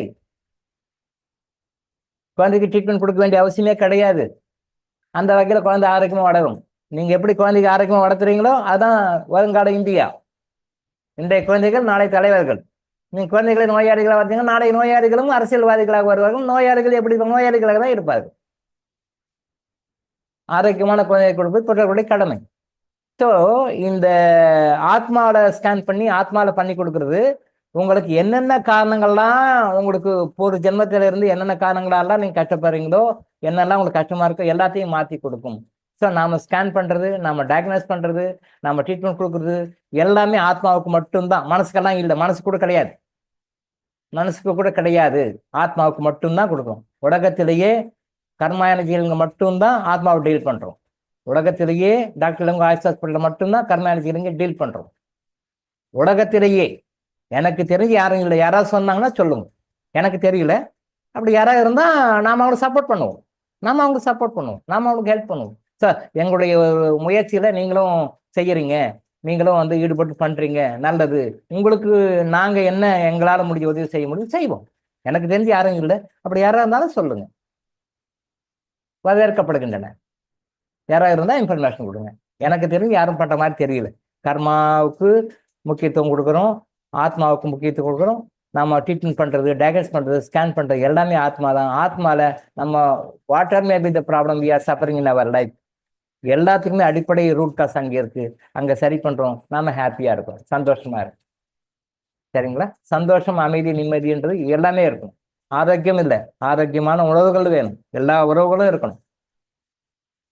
கோடிக்கணக்காக பணம் இருக்குது, வீட்டில் ஒய்ஃப் சரியில்லைன்னா அப்புறம் நீங்கள் என்ன பிரயோஜனம்? கோடிக்கணக்காக பணம் இருக்குது, எல்லாம் ஓகே. வீட்டில் ஒய்ஃபு குடைச்சல் கொடுக்குறாங்க, புரிஞ்சிக்க மாட்டேறாங்க, மனசு புண்படம் தான் நடந்துக்கிறாங்க, உங்கள் மனசு உதவும் நடந்துக்கிறாங்கன்னா நீங்கள் எவ்வளோ பெரிய மில்லியனர் வந்து என்ன பிரயோஜனம்? டைவர்ஸ் தான். அடுத்த ஒய்ஃபு, அந்த ஒய்ஃபையும் எப்படி இருக்குன்னு சொல்ல முடியும். அப்புறம் இந்த ஒய்ஃபும் லைஃப் லாங் மன்னிப்பு கேட்கணும், அது ஒரு தேவையில்லாத வேலை. கோடிக்கணக்காக பணம் இருக்குது, என்ன பண்ணுறது? ரைட், கோடிக்கணக்காக பணம் இருக்குது, ஆரோக்கியம் இல்லை, ஸ்வீட் சாப்பிட முடியாது, என்ன பண்ணுவீங்க? அவ்வளோ பணத்தை வச்சு என்ன பண்ண போகிறீங்க சொல்லுங்க? பணம் இருக்குன்னு சொல்லிட்டு தங்கத்தில் இட்லி சுட்டு சாப்பிட முடியுமா? வேற இதில் சட்னி செய்ய முடியுமா? பணம் இருக்கு, இட்லி தங்கத்தை சுட்டு சாப்பிட முடியுமா? வேற சட்னி பண்ண முடியுமா? மாணிக்கத்துலையும் மற்ற மற்ற நவரத்ன கற்களையும் தோசை சுட முடியுமா? முடியாது. இதுதான் எல்லாரும் இதான் சாப்பிடணும். ஸோ பணம் தேவைதான், ஆனால் எல்லாமே அடிப்படையாக எல்லாமே இருக்கணும். அதுதான் நம்ம திருப்பி திரும்ப சொல்லுவோம். ஆரோக்கியம் இருக்கணும், பணவரவு இருக்கும், தேவையான அளவுக்கு பணம் இருக்கணும், பணம் இருக்கும், தேவையான அளவுக்கு பாசிட்டிவாக பணம் வரும். அடிப்படை தேவைகளுக்கு கஷ்டப்படக்கூடாது. எக்ஸ்ட்ரா இருக்கிறது வேற சமாச்சாரம். அடிப்படை தேவைகளுக்கு கஷ்டப்படக்கூடாது. குழந்தைக்கு ஃபீஸ் கட்டணும், குழந்தைக்கு கல்யாணம் பண்ணணும், பையனை படிக்க வைக்கணும், வீடு கட்டணும், இஎம்ஐ கட்டணும், வேற அந்த கடன் இருக்கு, இந்த கடன் இருக்கு. அடிப்படை தேவைகளுக்கு கஷ்டப்படக்கூடாது. பணம் சரளமாக இருக்கணும். கடன் யாருக்கிட்டையும் இருக்கும், கடன் யாருக்கையும் ₹1 கூட கடன் இருக்கக்கூடாது. லைஃப்ல கடன் இருக்கக்கூடாது. ஸோ ஆரோக்கியம் இருக்கணும், கடன் இருக்கக்கூடாது, செல்வ வளம் தாராளமாக இருக்கணும். இதையெல்லாம் இருந்தபோது அன்பான உறவுகள் இருக்கணும். உறவுகள்னா ஃபேமிலி உறவு கிடையாது, அஃபிஷியலாக கூட, ஆஃபீஸ் லெவலில், நீங்கள் பிஸ்னஸ் லெவலில் எல்லாமே நல்லா இருக்கணும். எல்லாம் ஓகே ரைட்டு. உங்கள் ஆஃபீஸில் கீழே இருக்கிறவங்க உங்களுக்கு கோஆப்ரேட் பண்ண மாட்டேறான், உங்களுக்கு கீழே சபார்டினேட்டாக இருக்கிறவங்க கோஆர்டினேட் பண்ண மாட்டான், ரொம்ப டார்ச்சர் கொடுக்குறான். மேலே உங்களுக்கு மேலே இருக்கிற சுப்பீரியருக்கு நீங்கள் பதில் சொல்லணும், அவன் உங்களை தான் கேட்பான், மேனேஜ்மெண்ட்டை உங்களை தான் கேட்பான். இவன் உங்களுக்கு சப்போர்ட் பண்ண மாட்டேறான், இவன் குறைச்சல் கொடுக்குறான். வீட்டுக்கு போனால் நிம்மதியாக இருக்க முடியுமா உங்களால்? வீட்டுக்கு போனால் நிம்மதியாக இருக்க முடியுமா? இந்த டென்ஷனை வீட்டில் போய் காட்டுவீங்க, ஒய்ஃப் கிட்ட காட்டுவீங்க, பிள்ளைகள் கிட்ட காட்டுவீங்க, அப்பா அம்மா கிட்ட காட்டுவீங்க, யார்கிட்ட போய் காட்டுவீங்க? இந்த டென்ஷன் அங்கே போய் காட்டுவீங்க, ட்ரான்ஸ்ஃபர் ஆகும், எனர்ஜி ட்ரான்ஸ்ஃபர் ஆகும். இந்த டென்ஷன் எனர்ஜி அங்கே போய் காட்டும். உங்களுக்கு கேட்குறவங்களுக்கு சப்போர்ட் பண்ணல, கோஆப்ரேட் பண்ணல, அதனால நீங்கள் மேலே இடத்துல திட்டு வாங்க வேண்டியதாக இருக்கும் இல்லையா? அப்போ இந்த மாதிரி நீங்கள் பிஸ்னஸ் ஆகட்டும், ஆஃபீஸ் ஆகட்டும், ஆஃபீஸில் நிறைய இன்டர்னல் பார்ட்டிஸ்லாம் நிறைய நடக்குது, ஆஃபீஸ்லாம் நிறைய நடக்கும், இந்த மாதிரி பிரச்சனைகள்லாம் நடக்கும். ஸோ இதெல்லாம் இருந்தாலும் உங்கள் மனசு நிம்மதி போயிடும், ஆரோக்கியம் போயிடும், மன அமைதி போயிடும், ஆரோக்கியம் போயிடும். மன அமைதி ஆரோக்கியம் போச்சுன்னா அப்போ என்ன எல்லாமே ஆட்டோமேட்டிக்காக வரும். ஸோ அப்போ அந்த மாதிரி வெளி உறவுகள், வீட்டு உறவுகள், குடும்ப உறவுகள் மட்டும் இல்லாமல் வெளி உறவுகள் கூட, உங்களை சுற்றி இருக்கிற பிஸ்னஸ் சம்மந்தப்பட்டது, வேற ஆஃபீஸர்னா மேலே இருக்கிறவங்க கீழே இருக்கிறவங்க மற்றவங்க எல்லாமே. ஸோ இந்த மாதிரி உறவுகளும் கூட உங்களுக்கு பாசிட்டிவ் அமையும் கர்மா எனர்ஜி நீங்க ஃபாலோ பண்ணா. அதான் சொல்றோம், கர்மா எனர்ஜி ஹோலிஸ்டிக் ட்ரீட்மெண்ட், WHOLIST. அது நீங்க WHO போட்டுக்கலாம், வெறும் HOLISம் போட்டுக்கலாம். நீங்க ரெண்டுமே போட்டு ஹோலிஸ்டிக், WHOLISTIC, ஹோலிஸ்டிக் முழுமையான அப்படியும் எடுத்துக்கலாம். HOLIST புனிதமான அப்படியும் எடுத்துக்கலாம். முழுமையான அப்படின்ற W போட்ட WHOLISTIC அப்படியும் எடுத்துக்கலாம். HOLISTIC ஹோலிஸ்டிக் சொல்லுவோம், புனிதமானது அப்படியும் எடுத்துக்கலாம். எப்படி வேணாலும் இருக்கும். அந்த முழுமையான ஒரு சந்தோஷத்தை, அமைதி, ஆரோக்கியத்தை கொடுக்கக்கூடியது கர்மா எனர்ஜி ஹீலிங். அதான் டாக்டர் எனர்ஜி ஹீலிங்ல சொல்லி கொடுக்குறோம். இங்க நோய்களுக்கு ட்ரீட்மெண்ட் கிடையாது, வாழ்க்கை பிரச்சனைகளும் தீரும். உங்களுக்கு மேல இருக்கிறவங்க மாறுவாங்க, உங்களுக்கு கீழே இருக்கிறவங்க மாறுவாங்க, உங்களுக்கு படத்தில் கொடுக்குறவங்க மாறுவாங்க, உங்களுக்கு எதிரிகள் மாறுவார்கள், உங்களுக்கு எதிரிகள் மாறுவார்கள். நீங்க மாத்தோம்னா, நீங்க மாறினீங்கன்னா ஆட்டோமேட்டிக் அவங்க மாறிடுவாங்க. நம்ம யாரையும் மாத்துக்கு அட்வைஸ் எல்லாம் பண்ண வேண்டாம், பஞ்சாயத்து எல்லாம் வைக்க வேண்டாம், யாரையும் பைசல் பண்றதுக்கு யாரும் 10 பேர் கூப்பிட வேண்டாம், யாரும் தேர்ட் பார்ட்டியே வேண்டாம்.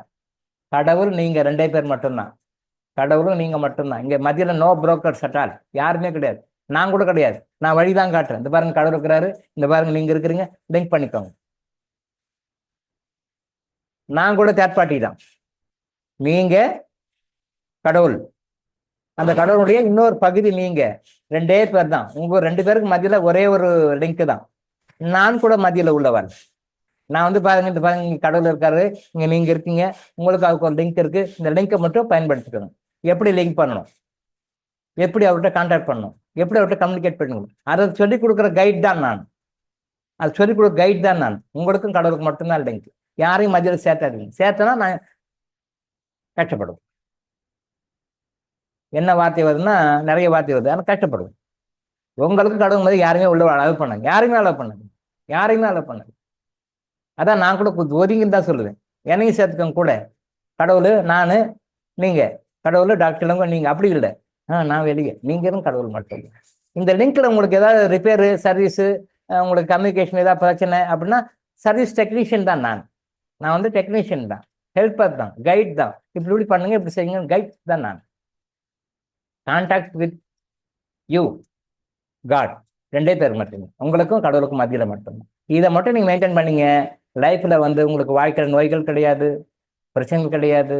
ஆரோக்கியமான உடல், மனம், ஆத்மா, நல்ல செல்வ வளம், தேவையான அளவுக்கு செல்வ வளம், போதுன்ற அளவுக்கு செல்வ வளம், அடிப்படை தேவைகள் அனைத்தும் பூர்த்தி பண்ணணும். ஒரு பைசா கூட கடன் இருக்காது, இருக்கக்கூடாது. ஒரு பைசா கூட கடன் வாழ்க்கையில் இருக்கக்கூடாது, இருக்க தேவையில்லை. கடன் இருக்குன்னா நாம எங்க தப்புன்னு இருக்கோம்னு அர்த்தம். ஒரு ஜனத்துல ஏதோ ப்ராப்ளம் இருக்கு, அது சரி பண்ணலன்னு அர்த்தம். அடுத்த ஜனத்துக்கு கேரியோ பண்ணக்கூடாது, இங்கேயே முடிச்சோம். எத்தனை கோடி கடனா இருந்தாலும் இப்பயே முடிச்சோம், அடுத்ததுக்கு கேரியோ பண்ணக்கூடாது. அன்பான உறவுகள், ஃபேமிலியும் சரி, வீட்டுக்கு உள்ளேயும் சரி, வீட்டுக்கு வெளியும் சரி, பிசினஸ்லையும் சரி, ஆஃபீஸும் சரி, உங்க ஃபேமிலிக்குள்ளேயும் சரி, உங்க ஃபேமிலி சார்ந்த சுற்றவட்டத்திலையும் சரி, அன்பான உறவுகள், எல்லாமே அன்பான உறவுகள். இந்த 3 இருந்தாலும் ஒரு மனிதன் முழுமையாக வாழ முடியும். இந்த 3ஐயும் கொடுக்கறது கர்மா எனர்ஜி ஹீலிங். அதை சொல்லிக் கொடுக்க டாக்டர் இளங்கோ ஆயுஷ் சாப்பிட்டார். புரிச்சுக்கோங்க, பிடிச்சிக்கோங்க, சந்தோஷமா இருங்க. ஓகேவா? இன்னைக்கு நம்ம இதோட முடிச்சுக்கோம். நாளை நாம மீண்டும் சந்திப்போம். நான் சொன்ன விஷயத்த மட்டும் ஞாபகம் வச்சுக்கோங்க. கடவுளை காப்பி அடிக்கணும். எப்படி காப்பி அடிக்கணும், கொஞ்சம் அவங்கவுங்க கொஞ்சம் கற்பனை குதிரையை தட்டி விட்டு, சிந்தனை குதிரையை தட்டி விட்டு, கடவுளை எப்படி எல்லாம் காப்பி அடிக்கலாம் அப்படின்னு சொல்லி ஐடியா பண்ணி வைங்க. அடுத்த வாரத்தில் ஒரு நாள் அதை பற்றி நான் பேசுவேன். சரியா? இன்னைக்கு நம்ம இதோட முடிச்சுக்கோம். நாளை மீண்டும் சந்திப்போம். இன்னொரு அறிக்கையை பற்றி இதுக்கே டைம் ஆகி போச்சு, ஆனால் நான் அவனுக்கு இதை பார்ப்போம். Okay, right.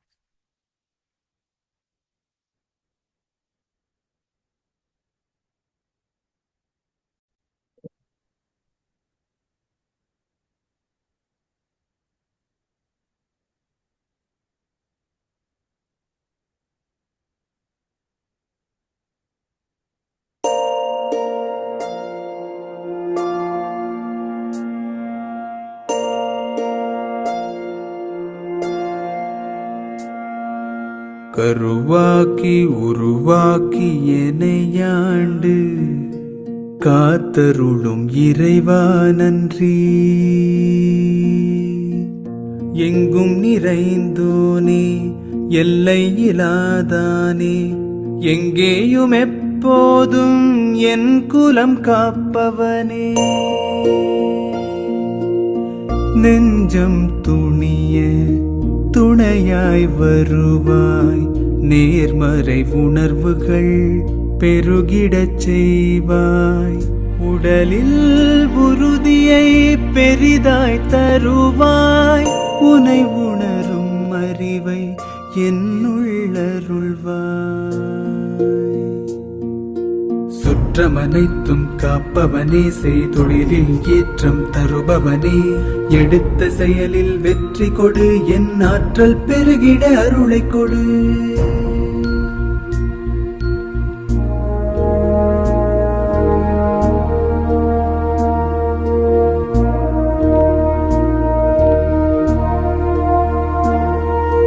கருவாக்கி உருவாக்கி என்னையாண்டு காத்தருடும் இறைவா நன்றி. வல்லமை தந்து நீ வளர்ச்சி கொடு,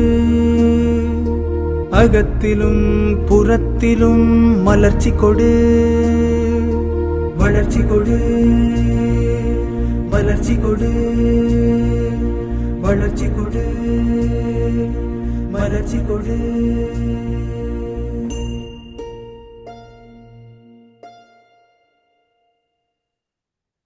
தேங்க்யூ டாக்டர். நன்றிங்க ஐயா. நன்றிங்க ஐயா. நன்றிங்க ஐயா மிக்க தேங்க்யூ சார். நன்றிங்க ஐயா. நன்றிங்க ஐயா. நன்றிங்க ஐயா. நன்றிங்க ஐயா. நன்றிகள் ஐயா. ஐயா மிக்க மகிழ்ச்சி. நன்றி.